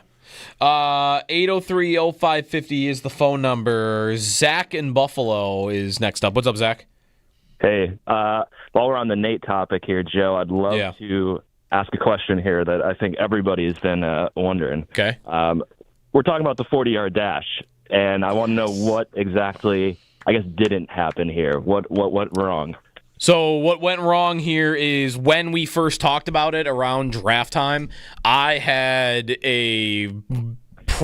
not quite a bad problem, but I had a problem going on with my Achilles, but that's been gone for months. So really now it's just we've forgotten for like 3 months basically. So really we could do it at any point. We just had to be reminded of it, I guess. Monday. Okay. You want to do it Monday? He's going to be here Monday. All right. Well, we'll see what we can do. We'll reach out to him and see if we could do it. How will we execute this? We have cameras, right? I got an iPhone. We'll figure it out. All right. Yeah, I'm good. I haven't had a problem in months. So I'll live stream it straight from my iPhone. How long is the hallway outside the studio? Do you think we can do it? We could find a hallway that's 40 yards. It's long enough. Or there's a parking lot. Would there not, if we did it in this hallway right here, I feel like you two would be elbowing each other in the face. Oh, that's to win true. The race. Yeah, you'd be really close to Advantage each other. me. I'll fight dirty. He doesn't know that. I'll elbow him. Sneaky Joe. Yeah. Lower center of gravity. Right? That's a lie. So that's like no. Like look at who's the right running back for this? Austin Eckler. You can't take that guy off the ground. He's like made of bowling ball material. Derrick Henry. Well, he's just good counter.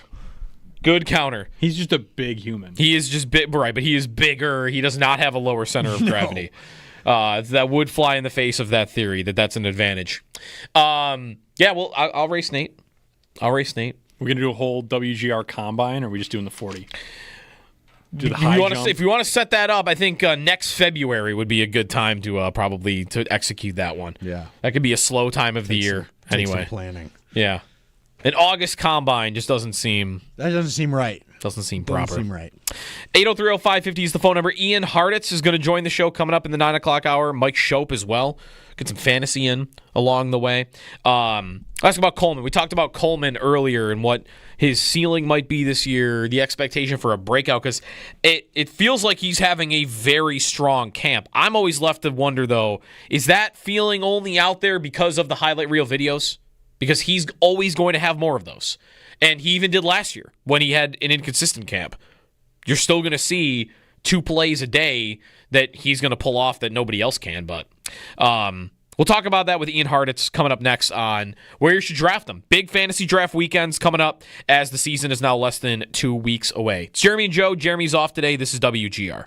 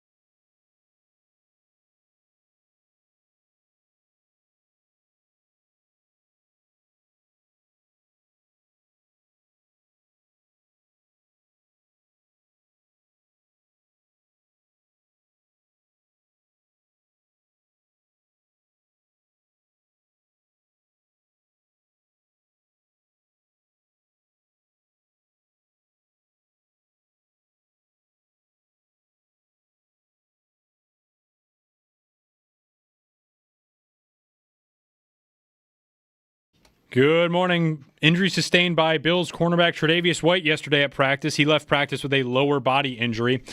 He was injured in a play during an 11-on-11 drill where our own Sal Capaccio says that he left the field hopping on one leg and was eventually carted out of the stadium. The team provided no further update after practice. Christian Benford also left practice early yesterday. However, after practice, he talked to reporters and said he's just fine and just needed some rest. Prior to practice, Bills head coach Sean McDermott confirmed that Josh Allen will not play in the Bills' final preseason game tomorrow. This is the first time in Allen's career that he has not played in any preseason game. For more on practice yesterday, check out Sal Capaccio's article on our website, WGR550.com. The Bills will kick off their final preseason game tomorrow at 7:30 in Tampa Bay. Pregame coverage starts at 2 right here on WGR. Elsewhere in the NFL, Ravens quarterback Lamar Jackson did not practice yesterday. Jackson left the team's practice early on Wednesday after having his foot stepped on. Ravens head coach John Harbaugh said the x-rays on Jackson's foot revealed no damage and that his foot was just a little bit sore yesterday. LA Rams head coach Sean McVay said that quarterback Matthew Stafford practiced in full for the first time this offseason. Stafford has been held out of training camp due to an aggravated disc in his back. Over in baseball, the Blue Jays did not play last night. However, the Red Sox and Yankees did. The Red Sox won the first game of a 4-game series 6-3. They now tie the Yankees, both 5 games back of the Blue Jays in the AL East. Sports Talk on WGR is presented by Paramount Plus. You can't count on much these days, but you can always count on Sundays with the NFL on CBS and Paramount Plus. Watch your local NFL game live every Sunday on CBS and Paramount Plus all season long. Visit ParamountPlus.com/NFL to get started today.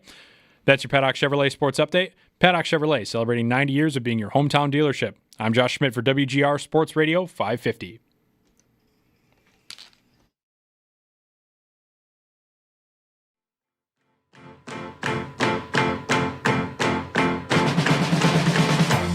Good morning, Jeremy and Joe. Good morning, guys. Hey, good morning, guys. Good morning, guys. How you doing? Hello there. Hi, everybody. Hey, guys. How you doing today? Hey, good morning, guys. Hi, guys. Great show. Love it. Good morning, guys. Big fan of the show. What's better than this? Guys being dudes. Call or text WGR at 803-0550 or post on X at WGR550 and get connected to Jeremy and Joe now.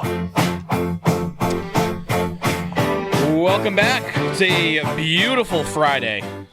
0 clouds in the portion of the sky I can see out the window, so I guess I can't confirm that the whole sky is cloudless, but it looks great out.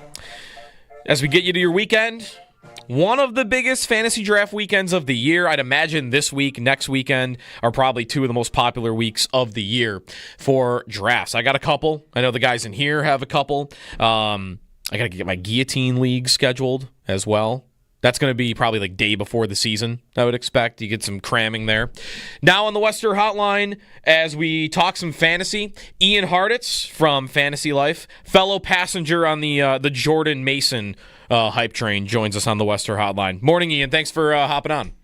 Good morning, man. Appreciate you guys having me. And yeah, Jordan Mason, no matter what, get your sticky note out for all these drafts. I believe I have him now in every league I've drafted. Jordan Mason of the Vikings, for those that are maybe catching up on where he got to. And we'll obviously get to the Bills, Ian, but I've seen you write about him too, that Mason is... all the advanced numbers are great, and he's in an offense now where I don't really think Aaron Jones has to keep that job forever. So I just feel like it's made sense all summer. Everything we've heard from Kevin O'Connell, the beat reporters, even just, again, practice usage and stuff is telling us it's going to be far more of a 1A, 1B situation, probably a lot more similar to what Aaron Jones was doing in Green Bay with the Jamal Williams and A.J. Dillons of the world over the last few years. So you said it, man. I mean, Jordan Mason taking over for CMC first half of last year had more rushing yards than anyone not named Derrick Henry or Saquon Barkley during the first 8 weeks. So Vikings did a good job at sprucing up their offensive line. I just think Mason right now is pretty much like a cheaper version of David Montgomery. I mean, for anyone drafting on ESPN, guys, pick 140, RB39. So he's being priced as this pure handcuff next to guys like Tyler Algier and Trey Benson, yet I actually think we can get some flex value out of it. So Jordan Mason, again, love that ADP, and the range of the draft for people usually just taking backups anyway. Ian Harditz with us on the Western Hotline. So we'll get to a couple other around the league things after we talk some Bills here. If you want to check out Ian's stuff, Fantasy Life Show, fantasylife.com. He wrote about his My Guys the other day, and that's where I wanted to start. Mason was one of them. Keon Coleman was another, Ian, and we spent a lot of today talking about Coleman and like what the ceiling could be for him this season. You like him, you're drafting him. How are you arriving at a place where you're picking him in a lot of your leagues? Again, a lot of this does come down to where they're going. I always say don't hate the player, hate the ADP. And right now, Keon's ADP is absolutely great. I mean, he's going outside the top 50 wide receivers. And, yeah, I understand he wasn't the, Malik Neighbors, Brian Thomas Jr. sort of game-breaking rookie. But at the same time, you guys also have the same games I did. I mean, it really did seem like he was starting to break out weeks 7 and 8. Unfortunately, had that midseason hand and wrist injury that took him out. And then once he came back, Mac Hollins, Amari Cooper, shortening up his reps a little bit. So, end of the day, I mean, I would not be surprised, and I'm sure you guys wouldn't either, if Khalil Shakur is still the number one overall target. But if we had to take a bet on who's going to lead the team in deep ball opportunities, probably Keon. He did so last year. And then even the red zone, end zone targets. I mean, maybe Kincaid gets there, but for my money's worth, I would be going with Keon. So we can draft Josh Allen's primary deep ball and red zone specialist outside the top 50. I mean, this is sub-Gabe Davis prices from even a few years ago. So, again, I just think even if Keon is going to be taking a big step forward, which is possible, he's still only 22 years old. Last time I checked, it's illegal for these guys to get better at football. The more experience they get, I just think, again, that price point really does have a lot more upside than he's being given credit for. Yeah, what I wonder about him is how the Bills will, if they will change at all how they utilize him. No Mac Hollins, so maybe there's more of the dirty work, the blocking on the table for him. But I think what we saw last year, Ian, was like the jump balls are pretty, but they're kind of inefficient. Is what you saw last year. He was a punt returner in college, and I felt like multiple times when he had the ball in his hands short, you saw him creating after. So that's one area. And then also like red zone. I mean, because really, if he pops in fantasy this year, I'd imagine, that probably was started with him getting, 9-10 touchdowns. Yeah, 100%. I do think he is a good candidate looking at the sort of players, the Rashad Batemans of the world. He was kind of this, again, wide receiver 5 last year, wound up getting the double-digit touchdown season going. He's in the right offense to do so, right? So, again, Keon should be able to hopefully be Josh's primary fade guy in the tight areas of the field. But love that you brought up the ability after the catch, because that is the other selling point here. We have a guy who obviously can win those 50-50 situations, but was so impressed with what he was doing after the catch. I mean, he took that curl to the house against the Texans, had that sweet slant against the Titans where he broke a few tackles.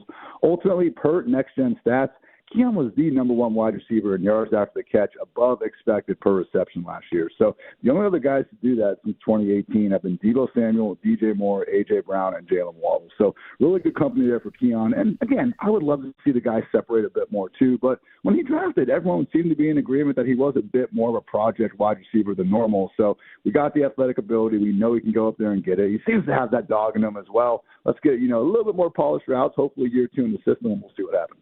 And everyone said, most reports so far that camp has gone really well for him. So we'll see if that translates to the regular season. Ian Hartitz with us, the Fantasy Life Show, fantasylife.com. So elsewhere on the Bills' fantasy questions, I would wonder about James Cook and what you see his upside of being, where he's being drafted.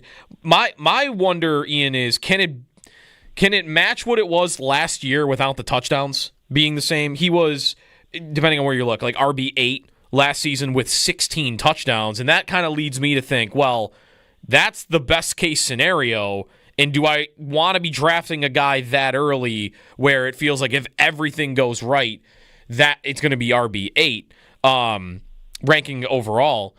Or maybe you think there's more workload coming in other areas?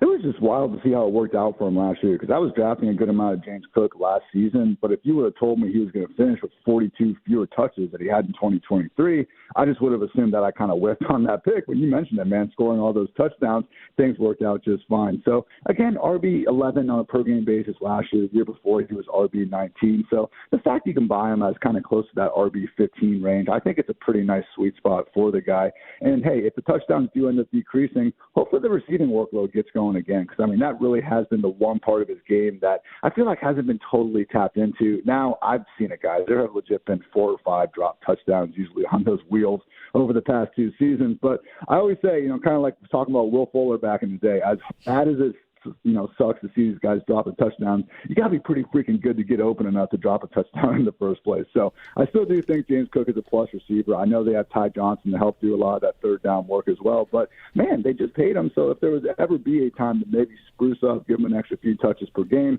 take him for more of a 200, 210 carry guy, getting more closer to 300 or so, that would be a situation where we could maybe see him boom. But it is always going to be tough with Josh Allen at the goal line, taking those kind of tush-push touchdowns similar to Jalen Hurts. But for me, the way for him to kind of overcome some of that touchdown regression, if you will, would be just getting more work in the receiving game, which we know he's capable of, just maybe need a little bit more consistency.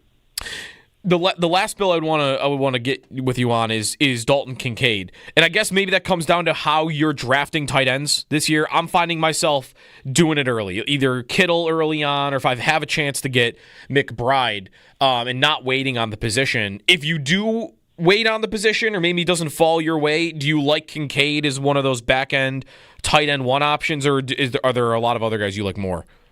No, I think he's exactly that sort of late-round dart that you can feel okay about. The price is cheap enough this year and not worry as much. Last year, Kincaid was going tight end 6 in a lot of these drafts, so certainly had to spend a pretty penny to get him there. But basically, I'm kind of taking the Ricky Bobby first or last approach at quarterback and tight end this year. If you want to think about barbell as well, that's fine. If you want to go early and get one of the studs, Brock Bowers, Trey McBride, George Kittle, as you mentioned, or one of these dual-threat alien quarterbacks like your Josh Allens. It's that middle range that I'm not going to be going out of my way for. As much as Sam Laporta and TJ Hawkinson, okay, they deserve to be tight end 4, tight end 5.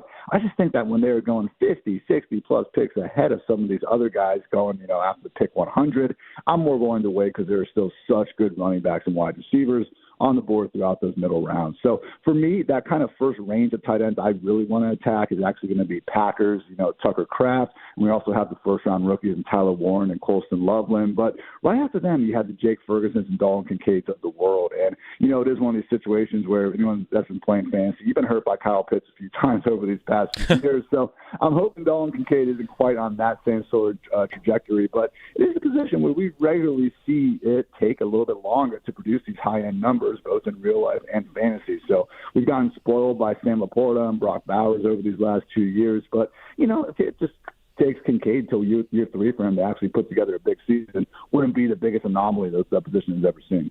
Has Kyle Pitts become more memeable than any fantasy player ever? Or is that just my algorithm making jokes about people that draft Kyle Pitts? Maybe that's all it is. So much of it too, man. He is going cheaper than ever at this point. We'll see if Darnell Mooney's going to be able to get out there. This Michael Penix guy, I think the verdict is very much out, and if he's going to be a great real-life quarterback. But that dude, he's got a little bit of that rookie second-year Josh Allen in him, where no window looks too small for him to attempt to squeeze a pass in there. So I could see the Falcons being, maybe a middle-class man's version of like the Bengals in the NFC, because Lord knows that defense hasn't stopped many over the years. And, hey, Penix is a gunslinger at heart. Yeah. Throw some totals on that. I've been looking at that more this year than ever. How good is the defense for volume on the other side? I mean, the Bengals are like the most extreme example of that, and maybe some teams it's tougher to even project it. I don't know how much you incorporate that, though. Like, for every player is this going to be the type of team where they're going to be running a lot of plays and playing catch-up because the defense is that poor? Oh, no, it definitely matters. I mean, more so with the projections, but I was talking to our guy, Brian McFarland, who does our projections at Fantasy Life the other day, and he was talking about how George Pickens actually coming over to the Cowboys. On the one hand, okay, now you have CeeDee Lamb there. Pickens isn't going to be the number one, but because of how slow the Steelers move and their run-first philosophy, I mean, we literally have the Cowboys projected to have 2 extra games worth of pass attempts than the Steelers this year. So it seems like more than enough ground for Pickens to make up. But, hey, that's another team where, again, I do think if we're using kind of the Bengals as this really good offense with a horrible defense, the Cowboys are matching that too, even to the point where they're taking it too seriously, and now they've pissed off their star edge rusher, Micah Parsons, just like Henderson over there in Cincy. So Pickens, CD, Dak, man, I'm not saying the Cowboys are going to be good in real life this year, but really should be appointment red zone viewing, and I think you could be pretty happy if you have these pass catchers on your fantasy squad. I mean, I got a long shot Dak MVP bet for these reasons, just because of if they make it and the totals are through the roof, then you never know. Part of that was what the odds were, too. Ian Harditz with us from FantasyLife.com. A couple other around-the-league things I wanted to rip through with you real quick. Joe Flacco starting in Cleveland, like that was kind of expected, but this is good, right, for all the Cleveland fantasy players involved?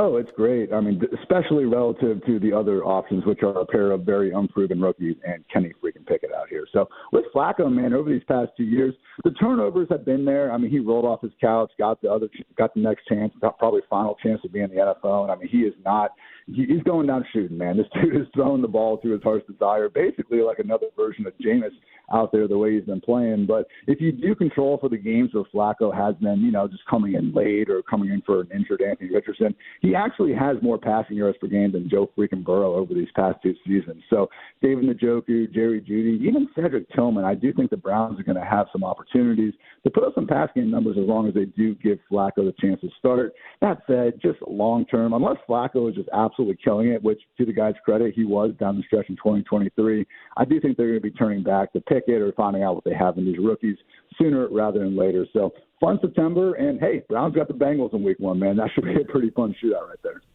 The Rams, Stafford's back practicing with his back injury. Are you hesitant at all to go in on any of those highly priced Rams players because of Stafford and the possibility that, if it flares up or he's missing games, that the whole thing maybe doesn't look the same?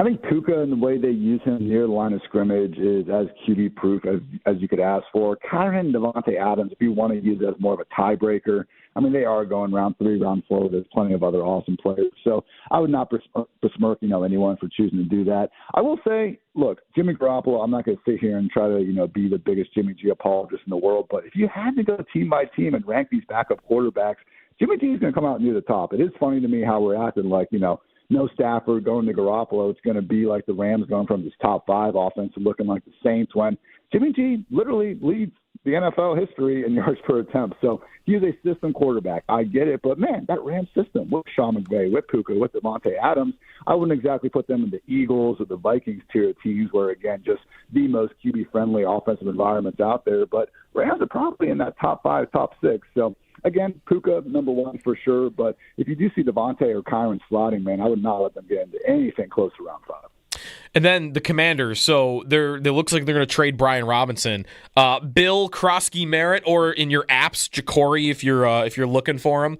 How far would you go to pick him? They did announce Chris Rodriguez as the starter the other day. He's a veteran there. They have Eckler, but how far would you go to draft the 7th round rookie? I still like Jamar Chase 101, but after that, no. Look, I do think that it's a great opportunity for the guy, and it is one of these test runs where, we see these guys pop up every few years. James Robinson, back in 2020 or whatever it was. So just because you haven't heard of the guy until now doesn't necessarily make him a fade by any stretch of the imagination. I would just caution with expecting too high of highs. We still are going to have Austin Eckler there taking most of that fantasy-friendly pass-down work, and not quite as extreme as Josh Allen, but still a dual-threat quarterback in Jaden Daniels, where he's going to be scrambling more instead of checking the ball down. He is also one of these quarterbacks who can make things happen on his own inside the 5-yard line. So Bill Krosky Merritt, someone who, again, went from a complete unknown. Now he's up there in kind of that RB3 range next to dudes like Tyron Tracy, Quinshon Judkins, with everything he's got going on. So, again, wouldn't be going out of my way for the guy necessarily. Chris Rodriguez, I think, as you mentioned, is going to still have a little bit of a role. But, man, training camp hype, continues to be out of control, and I'd be remiss if I didn't get at least a few shares in the middle rounds. Last thing for you. So fantasylife.com, I've seen that you guys do cover guillotine a little bit and different strategies on that. It's becoming a little more mainstream. Like, I know the apps are starting to implement it and the different sites are starting to do it automatically, which is a guillotine commissioner is great news, so I don't have to do everything manually. Do you have any advice or simple tips or tricks for somebody that might be doing it for the first time? Yeah, I would just say, the kind of rule of thumb is don't worry as much about rookies and don't be afraid to take some of the more boring veterans out there, right? Your Cooper Kupps of the world, even Adam Thielen at this point in time. Once you get in these middle rounds, particularly if you are in a guillotine league where you have 18 different squads out there, it gets ugly in a hurry. So as much as you love these rookies and maybe these handcuffed guys, God forbid, an injured player who could be back before too long, again, it really is a situation where you're just playing to survive that next week. So you definitely don't want to get too cute early on in those drafts. But I couldn't agree with you more, man. I love these guillotine leagues because just as someone who's in way too many fantasy leagues to begin with, I'm setting 20 different waiver wires and going through the Will Shipleys and these RB3s and RB4s of the world. You get to a guillotine league, and it's like, oh my gosh, CeeDee Lamb's a free agent. Jalen Hurts is a free agent. Like, it's just such a blessing. And, sometimes we draft bad fantasy teams. It happens. Well, at least in guillotine, man, you lose and your season's done. You don't have to continue dragging along that corpse for the next 16 weeks of the year. So love guillotine, man. I'm happy that you've seen the good news yourself. Definitely. Monday nights especially, like, I feel like the league itself is always more plugged in on the other matchups. Like, if I'm safe or, half the league is safe, I feel like they are still into it to see, like, okay, Josh and Owen they're within 1 point of each other. I got to see who's out. I feel like that, especially in the regular season, much more true in a guillotine league than any other league. Yeah, man, because think about it, a normal week. Half the league is going to go home happy because you got the win. Half is going to be really upset because you didn't get the win. Guillotine, if you have 18 guys, 17 are going to be happy after week one because they went the one job. So, again, really is a fun format. And you also don't even need 18. You can do 2 separate seasons of 8. I mean, again, so many possibilities and just all the cool stuff. So we do have guillotine leagues and plenty of content over at fantasylife.com. So if anyone is trying to dip their toes in that water, man, could not recommend doing so enough. FantasyLife.com, the Fantasy Life Show. You can check that out wherever you get your podcasts if you're looking to cram before your fantasy draft. Thanks, Ian, as always, and maybe we'll talk once the season gets rolling. Thank you, man. Go Bills. Ian Hartitz on the West Her hotline. Great memes, always, also on Twitter. This is how much of a fantasy sicko I am, as I mentioned. My algorithm right now, everyone's got their algorithms at this point in life, right? Mine is just Kyle Pitts memes. Jokes about the guy that drafts Kyle Pitts. Any app I open now, that's what it is. I'll open the app right now, and I bet you it's one of the first 3 I get. That happens to me too, and I'm not even a massive fantasy football. I like it. I enjoy it. I play a fair bit of it, but I'm not exactly plugged in at the same rate that you are. But I get them constantly too. Like Kyle Pitts, he's coming back. He's gonna come steal your soul yet again. It's time. Don't be fooled. I guess it wasn't one of the first 3, by the way. I've gone through like 10 and it hasn't come up. Where's everybody with the Kyle Pitts memes today? Surprised your phone isn't listening. Didn't get you. Right now I'm gonna get it. Right. That what was something extreme like that happened to me. It happened recently. This morning, I was telling Josh about a story about. I was talking about a comedian I like. Yeah, Mark Maron, and I was telling him about a specific story he has been telling publicly. I ran to the bathroom. I came back. I opened my phone. The first thing that opened up was Maron telling the story that I was talking about. The first thing. And it was not because I had just seen it. I didn't talk about it because I'd just seen it. I was watching it like yesterday, the day before, and it just popped back up on a new platform in a new format.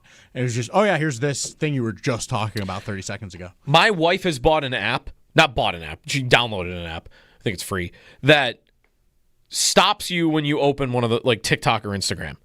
Makes you it's like a countdown. You're gonna open it? Yeah, it's like 10. It's like a 10-second countdown. Like, are you sure you want to open Instagram right now? Smart. And then it tracks how many times that you say do it? no, or do it, but both. But how many times it stopped you from actually opening the app and spending. I mean, it's easy to spend countless absurd amount of time just sitting. Yeah, it's bad. I try to avoid it for that reason because I can just sit there and I'm not watching. Not that I'm trying to watch TV all the time, but I'm not watching shows like I used to because I'm just spending 30 minutes on. Right. YouTube shorts. You end up, exactly. And now I produce all this stuff now, so I'm kind of in it. Right, watch ours. Watch all our stuff, please.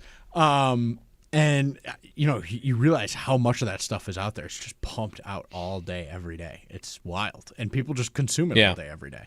I did get through Stick on Apple TV. How Maron's in that. The guy I was talking about, he plays the caddy. He's very good. He's awesome. Owen Wilson, it's a golf show. I almost called it a sitcom. It's not quite a sitcom.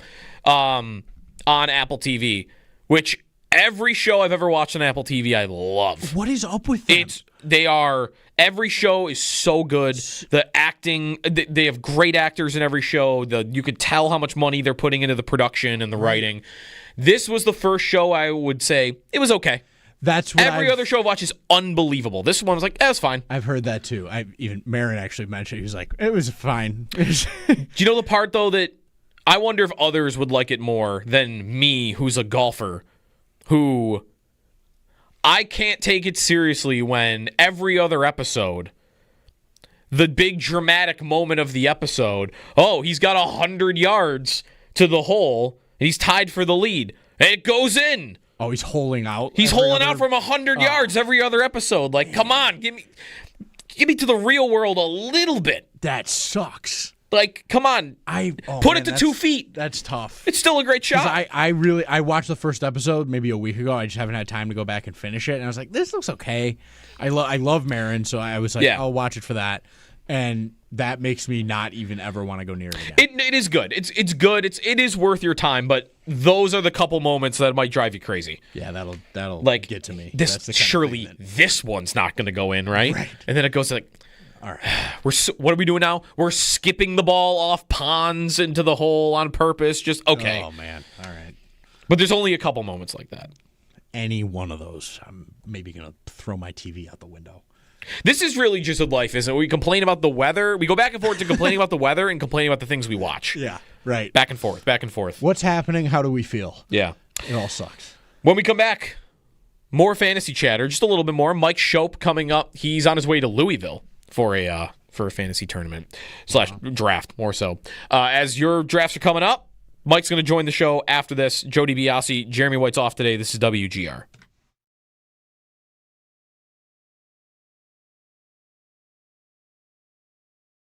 Dable, now he's got the young quarterback under center.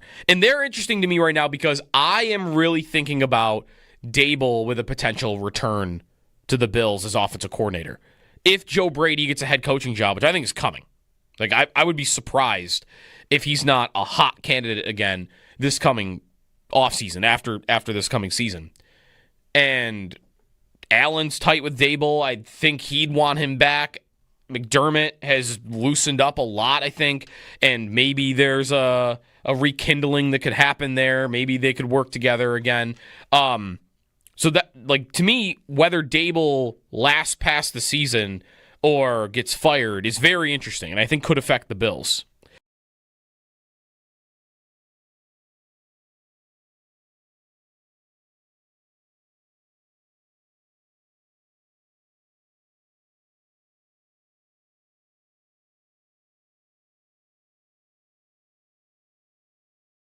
So let's play the what if game a little bit, Sal. Yeah.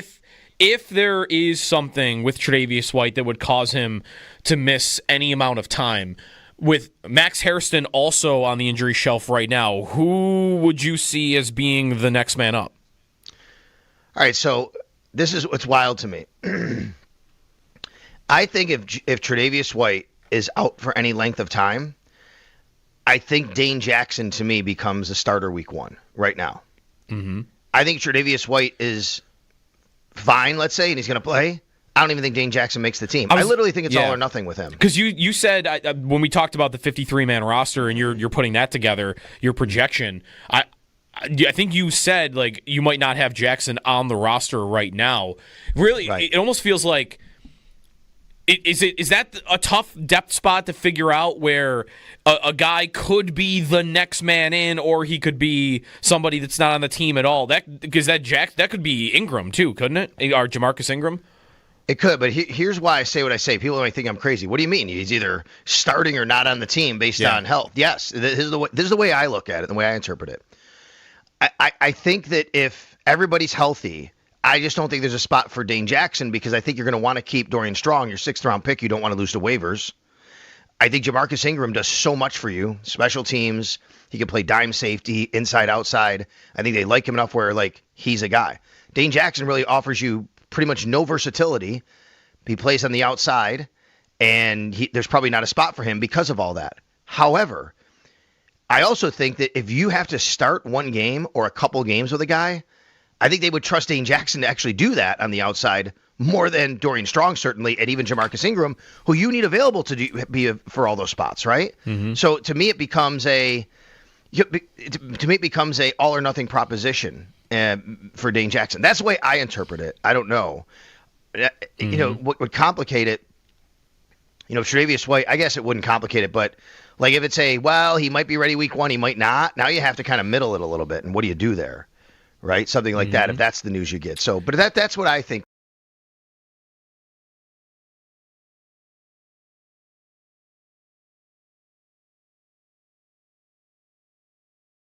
Now, to go full circle, because I was telling you about, like, is there a Bill I would draft in fantasy? He would be the one I would draft, but he's going too high for me. So yeah. I personally won't end up with Coleman. But if you do, I think you that's the guy you wanna go after. You're gonna need some touchdowns too. Yeah. What would we take for touchdowns from him? Would you take 7? I was just thinking 7 would seems you take, like the right number. You would sign up for 7 touchdowns. What do you have last year? 4? I think 4. I think I would want to hope that he would get more than that. More than 4? This year. He had last year. Yeah, I think he had 4 because Hollins led the team right with 5, so he didn't have more than that. Exactly. I don't know that it would take 7. I think I would want better than that. Yeah, I think I would hope for more. He's got more in him. Yeah, he's got more in him. I would, I'll take 9. 9 would be the fewest that I would actually sign on the dotted line for. Right. Where I don't need him to get to double digits, but let me get close to it.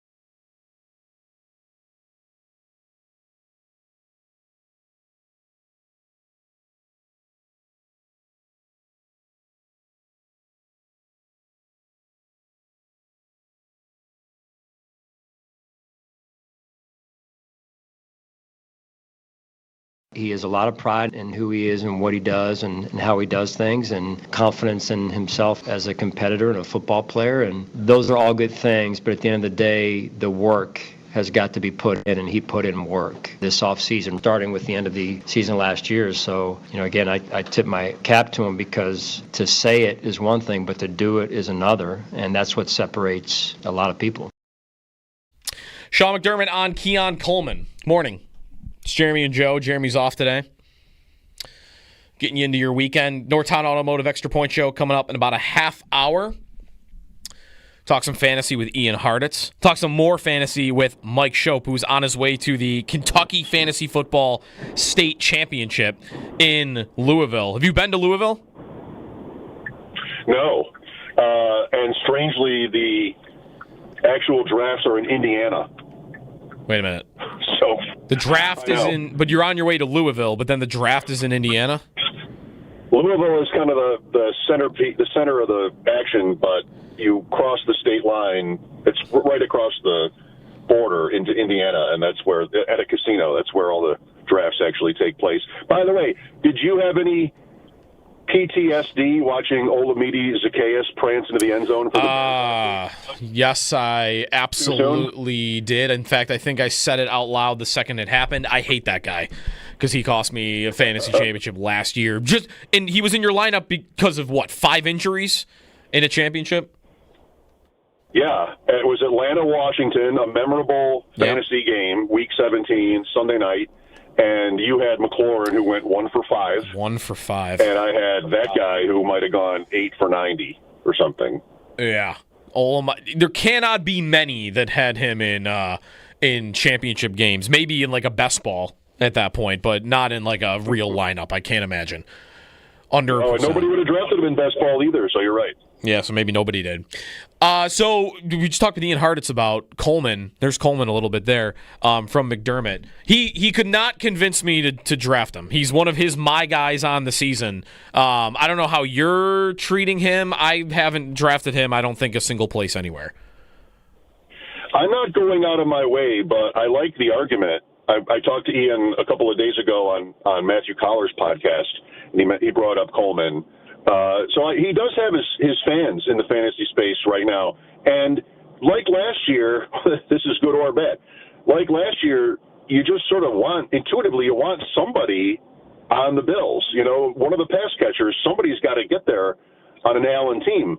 And last year, nobody did. It was Cook and his 16 rushing touchdowns who got there. I mean, nobody drafted Mac Hollins either. And Shakir gives you a floor. But Coleman is so cheap, Joe. Like, it's round 9 or 10 or thereabouts. So he's going to be your, like, wide receiver 5. And I like that. I mean, I think in best ball where you don't set lineups, it's easier because you might be able to get a couple of spike games from him, and you might also have games that are kind of a headache. So that slows you down a little bit. But at that price, I think it's a makeable bet. Yeah. I mean, to me, how would it look if he outpaces, I mean, the guys around him, Josh Downs, Jaden Reed, Pittman, he's got to get double-digit touchdowns. Like him being that would be it for me at least. Him being like a high volume 100 target, 120 target receiver in this offense. I don't consider that really possible at all. It would be for me more. He had 12 touchdowns on the season. And it's like what you talked about with Ian. It's run after the catch, and it's getting in the end zone. That's right, and he's very capable at those two things. I mean, I don't love the player, but I think again the bet on the Bills' offense is a good bet usually. And, I mean, some of those, even the guys you mentioned that go earlier than Coleman usually are iffy. I mean, what are the Colts going to be for Downs and for Pittman? And, you know, Green Bay always has, like the Bills a little bit, an assortment of options. And Reed might be good, but they just drafted their first-round receiver in, like, 20 years or something in Matthew Golden. So it's really about the price, and I think in that range you can just take your chances with any of those guys. So Coleman, that's Harditz is my guy. Who's the guy or guys you're finding yourself drafting the most these days? It's turning into a Brock Bowers make or break year for me. Okay. I did a main event draft on ADP chasing Monday night, and I talk to those guys every week. They all love Bowers, and then the pick came at 103, and we went with Gibbs. And it's kind of because they didn't have Gibbs. You know, it turns into that kind of thing when you're drafting a lot. But, I mean, Bowers in the second round, if it's not tight end premium, feel like you just, in home leagues, you're done at tight end once you pick him. Or McBride. You don't need a second one. You'll never play him. And once you get past Tucker Kraft or even Kincaid, everybody's pretty much the same. So I'm not, like, going out of my way, but it seems to always happen that I'm in the mid-second, and it's Bowers or it's A.J. Brown, who's getting older and has a couple of injury concerns, or it's Chase Brown. I don't know. I feel like Bowers is just too easy. Yeah, I'm ending up with McBride a lot. We might be going part of the reasons we're getting these guys might be similar. I'm not ending up with Bowers anywhere. I am drafting Jacoby Myers a lot. And maybe that's because we both think, like, the Raiders, I don't know, the defense is bad, and Geno Smith is going to throw for yards, and, like, those two guys feel like the only show in town. I like Myers, too. I mean, he's underrated, and he's in that same range as the guys we talked about already, Coleman, and maybe a little bit above that, Stephon Diggs. So Myers is, you know, he's like Shakir, but for fantasy better. He's going to give you that floor. The risk, I guess, with them is, and this is Bowers too, is like it's Pete Carroll, and are they going to run the ball constantly? They did draft Ashton Genty at, 106 this year, and he might be great. But it's Bowers is a cut above, I think, in that context because, I mean, he was third in the league in catches as a rookie at tight end, where everybody just kind of embraced the history, which was rookie tight ends are never good. And he kind of broke that. So, but I think Myers is fine. Yeah. We didn't get to quarterback with Ian. Let's do that a little bit here. Are you drafting them right away? I mean, probably not. If you're going Bowers early, I can't imagine you're ending up with Jackson, Allen, or Daniels much. Are you waiting right to the end? Exactly right. I think it's really risky to take a tight end and an early quarterback both. So I'm not doing much of that. I looked at my exposures on Underdog the other day, and Allen, Jackson, they're all like less than 5%, which is a little scary. But I like the guys in the middle. I like taking two in the middle. Prescott is a easy win for me. Like I think you mentioned him for MVP, right? I love that. I have an MVP bet on Dak. Which, by the way, you're in territory now. I think where you could be looking at that. Oh, you're probably driving. So yeah, I know. I'm in Pennsylvania. One of these states is going to have MVP. I don't Yes. think it's Pennsylvania. It might have to be Kentucky. I think don't know. We'll find out. Ohio, I think, is maybe where I made mine, but whatever. Okay. West Virginia, I think, is one, but I'm not headed there. Prescott, May, Caleb Williams, of course, Justin Fields. I mean, all those guys. Give me two of those and have them be a little bit different. Maybe Fields and Goff or Love or somebody like that, or McCarthy, even Murray. I mean, I think that's the way I want to play quarterback. I don't want to wait till the very end and get stuck, but I like the guys in the middle. Yeah, there's so many of them. That's the thing, right? Like, I mean, from Mayfield all the way down to like Jordan Love. Is that a good breaking point here? I feel like there's 10 guys that could reasonably finish like as quarterback 5 on the season. And there's even Patrick Mahomes, who is cheaper than ever. I mean, that's the 7th round or so, and we know what the upside can look like there. So yeah, I mean that's what I would want to do too. Mike Shope with us. He's on his way to the Kentucky State Fantasy Football Championships in Indiana. By the way. That's what he's on his way to. Anything you've changed because of the preseason versus when you drafted before? Jackson Dart, I mean, he's probably not going to start. This could be a change like Daniel Jones at quarterback. Is there anything you've changed based on the preseason? You brought up Ja'Cory Krosky-Merritt with Ian, and that's one you have to at least process. You don't have to do it, but that's been a big story. And Brian Robinson, in that main event draft I mentioned, we drafted both of those guys. I like Robinson for his being cut or traded and maybe landing someplace like Houston and really paying off. One other name, though, I think is interesting here is Harold Fannin with Cleveland because they've treated him like a starter. He rested last week, and he's a rookie. Like, who does that? Right. So I think he might be somebody that becomes relevant. Maybe Njoku ends up being a deadline trade. It seems like they really like him. So I would say him. And I think the Bills are in Tampa tomorrow, and Ibuka is a big mover since camp and preseason opened. Yep. With Godwin hurt and Evans is older. Now McMillan is hurt. So Ibuka is jumping up 2 or 3 rounds, and I'm all in on that. Yeah, I had him in a dynasty league, traded him a week after that draft, before camp, before preseason and anything, and I very much regret that because it feels like that's gonna work. They throw the ball a lot, and Godwin's out, and now McMillan is out. Like, it just feels like everything has been, this is gonna happen right away for him. So yeah, and that's what you need.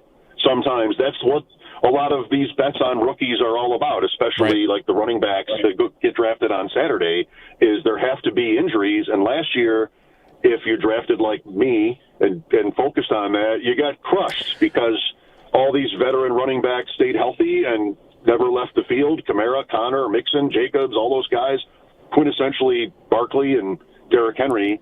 And so it was a losing bet. But I think I'm not daunted by that. I think that was sort of a fluke year. Yeah. Last one. What do you think of Tet McMillan? I drafted him. I did not like him in the draft a lot. And I did end up drafting him in one of my big leagues, the long-time league I've had last weekend, in part because I feel like every day I open something up and somebody is convincing me further. Like, no, you should love this guy. He's going to be great. I mean, there's always going to be a range of opinions on a prospect like that, and there certainly is or was with him. But the opportunity is there. The draft capital, there's no excuse for not feeding him right away. Bryce Young made a big move last year. If you trust that, I kind of do. And there's no other obvious option there. It's not Brian Thomas, Travis Hunter. I mean, you've got Adam Thielen, Jalen Coker, Leggett. So I think there are a lot of arrows up for McMillan, and I think he's a great pick in drafts because in home leagues he might go round 5 or 6, and high stakes he'll sometimes go into round 3. Yeah, and Thielen might get traded. There was maybe I'm going a long way, but I think Kevin O'Connell got asked about him and he smiled and didn't say anything or something like that. Yeah. So maybe he's even on the move. Not allowed to say anything, but Matthew Collar is big on that idea that he's going back to Minnesota. Thielen back to Minnesota. All right, well, drive safe, Louisville. Check out the Muhammad Ali Museum. I've heard good things about. Check that out. My wife and son were just there this summer, and my wife insists that I go. So All right. That'll be tomorrow. Awesome. I just watched And Then There Were Kings last week, so I would be in the mood to see pictures. Yeah, when we were Next kings. time we chat, it'll have to be about that. A great movie. Yep. Thanks, Mike. Bye, Joe. Mike Shope, fantasy football draft this weekend. Hopefully you've got one yourself. Extendo Sports on the way next, and then the Northtown Automotive Extra Point Show on the way here on WGR.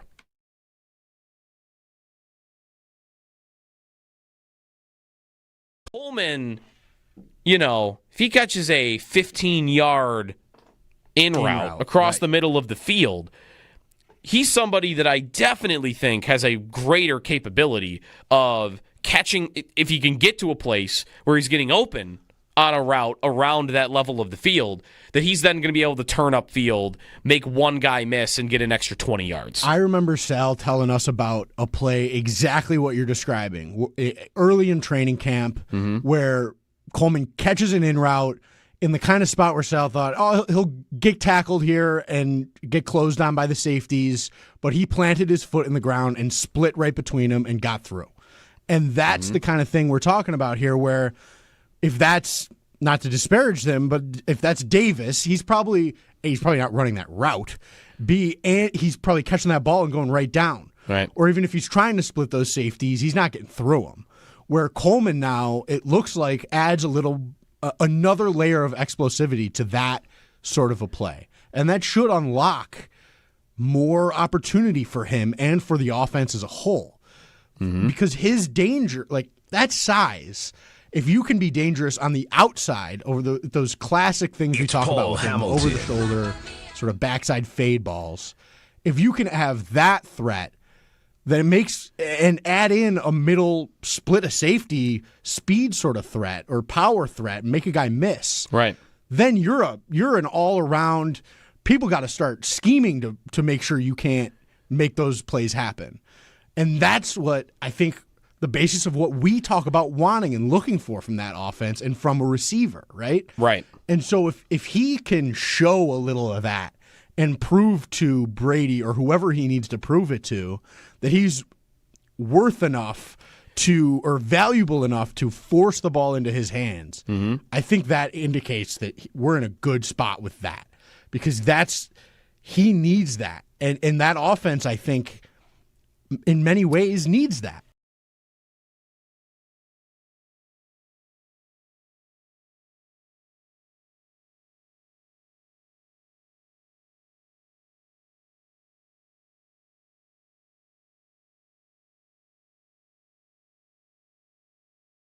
Now, to go full circle, because I was telling you about, like, is there a Bill I would draft in fantasy? He would be the one I would draft, but he's going too high for me. So yeah. I personally won't end up with Coleman, but if you do, I think you that's the guy you wanna go after. You're gonna need some touchdowns too. Yeah. What would we take for touchdowns from him? Would you take 7? I was just thinking 7 would seems you take, like the right number. You would sign up for 7 touchdowns. What do you have last year? 4? I think 4. I think I would want to hope that he would get more than that. More than 4? This year. He had last year, I think he had 4 because Hollins led the team, right, with 5, so he didn't have more than that. Exactly. I don't know that I would take 7. I think I would want better than that. Yeah, I think I would hope for more. He's got more in him. Yeah, he's got more in him. I would, I'll take 9. 9 would be the fewest that I would actually sign on the dotted line for. Right. Where I don't need him to get to double digits, but let me get close to it.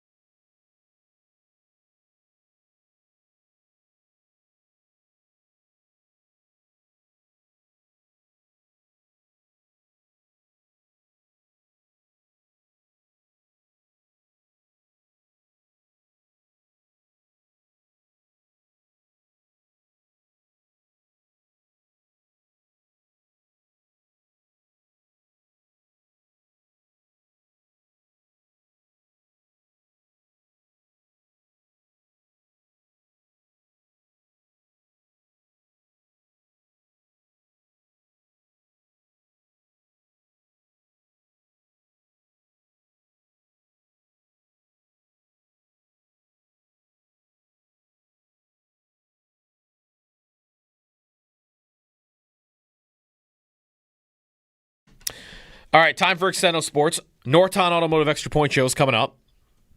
Can confirm. Should be fun. Good. Should be. I don't want to give too many expectations. Oh, come on. You got to deliver some sort of promise. Fanfare. You set the bar low and then you oversell. Bingo. That's the key. There's a bracket I just discovered on social media. There is a asterisk that is in the smallest print imaginable that does provide proper context. But before we get to that, because I didn't see it, the bracket is the best sitcom character of all time. Mm-hmm. So like a number 1 seed, Larry David. Perfectly acceptable. That's fine, yeah. Hilarious. I'm scrolling, I'm looking. Michael Scott, 2 seed, fine. George Costanza, 13 seed. That does feel like someone that's like 15 years old made this. Offensive. Yeah. Yeah, that is not In the acceptable. break, I heard you say what, Owen, and I felt it from the depths of your soul. And him being the only Seinfeld character included, all 4 should be in this bracket, and all 4 should be 6 seeds or earlier. I'm going to have a seizure right now. Hang on. There's also only 16 characters in there, which is already enough of a cutting line that like it's still should be 4 Seinfeld characters. I think all 4 Seinfeld characters, 100%. There should be one in each region, like a 64. They should be the 4 1 seeds. I could argue 5. David Putty. Honestly, he wasn't even a recurring guest or a recurring or whatever featured star. Yeah. Then I did see in the tiniest print ever asterisk 1998 to present, which I think. Oh, so I think you only get one Seinfeld season. Oh, yeah. But why did they pick 1998? That's like it's such a strange year. It's not recency bias. That's what it is. They want stuff that people will see and know what they're talking about. But why didn't they do 30 years? Why are they doing 27 years? It's such a weird number to pick. That's what I'm saying. Why didn't they do 25 years? Go 2000 and now. Maybe they wanted to shoehorn getting in Hal from Malcolm in the Middle. That is what my guess is. They wanted somebody in this bracket that was just outside the timeline. It also may have been and they didn't want to go to 95 because that's too much Seinfeld, and now I've got to put. Now it's just become Seinfeld. And I love It's Always Sunny. Frank and Dennis being at 3 and 4, that's a little much. Wait, because what's Costanza and what is Frank and Dennis? That's the first matchup. It's a number 4 Dennis Reynolds against 13 George Costanza. And Frank Reynolds has a 3 seed. You got to turn my mic off. I'm going to start swearing. I mean, that is. Yeah, I don't like this bracket. That's so like an episode of Sunny. That's ridiculous.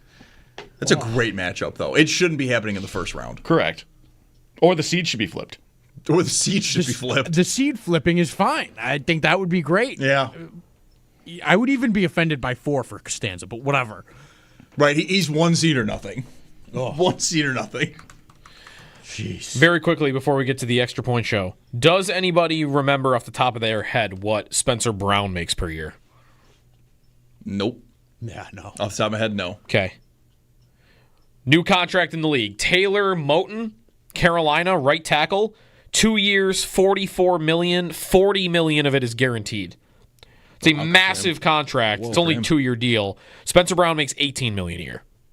I feel like Spencer Brown's a better player. Yeah. Yeah, but more you got to Brown. get your tackles situated. You do. If you got and Brown good signed one. last year, so inflation with the cap, that makes sense. Oh, and Josh, have fun with Sports Talk Saturday tomorrow for me. Thank you. Yes, tune in. Me and Josh are hosting Sports Talk Saturday, 11 to 2. Oh, yeah. Pre-game for Bills Bucks. Should be fun. And then Zach and I will jump in for actual pregame for Bills Bucks. Exactly. Woo! 7:30 kickoff. Preseason game number 3 tomorrow night. A second night preseason game. You love that. Offensive at best. By the way, tonight in the preseason, if you are looking for some football on, you have Chicago and Kansas City, and both teams are playing their starters. Oh, Mahomes is playing tonight. Wow. And so is Caleb Williams. Let's go. I don't know that there's another team that is playing their starters. Miami. Is. Yeah, let's put Tua behind center in a preseason game. Great idea. The Chiefs often do play Mahomes, and he has not played in this preseason yet. He's thrown 1 pass. So I guess I'm not that stunned. That's right. It was the first preseason game. They had, I think, a kick return like the 3-yard line. Yep, but they're playing tonight. All right, that'll do it for us. Stay tuned for the Extra Point Show. And tune in tomorrow for Sports Talk Saturday from 11 to 2. And I'll talk to you on Monday. Stay tuned here on WGR.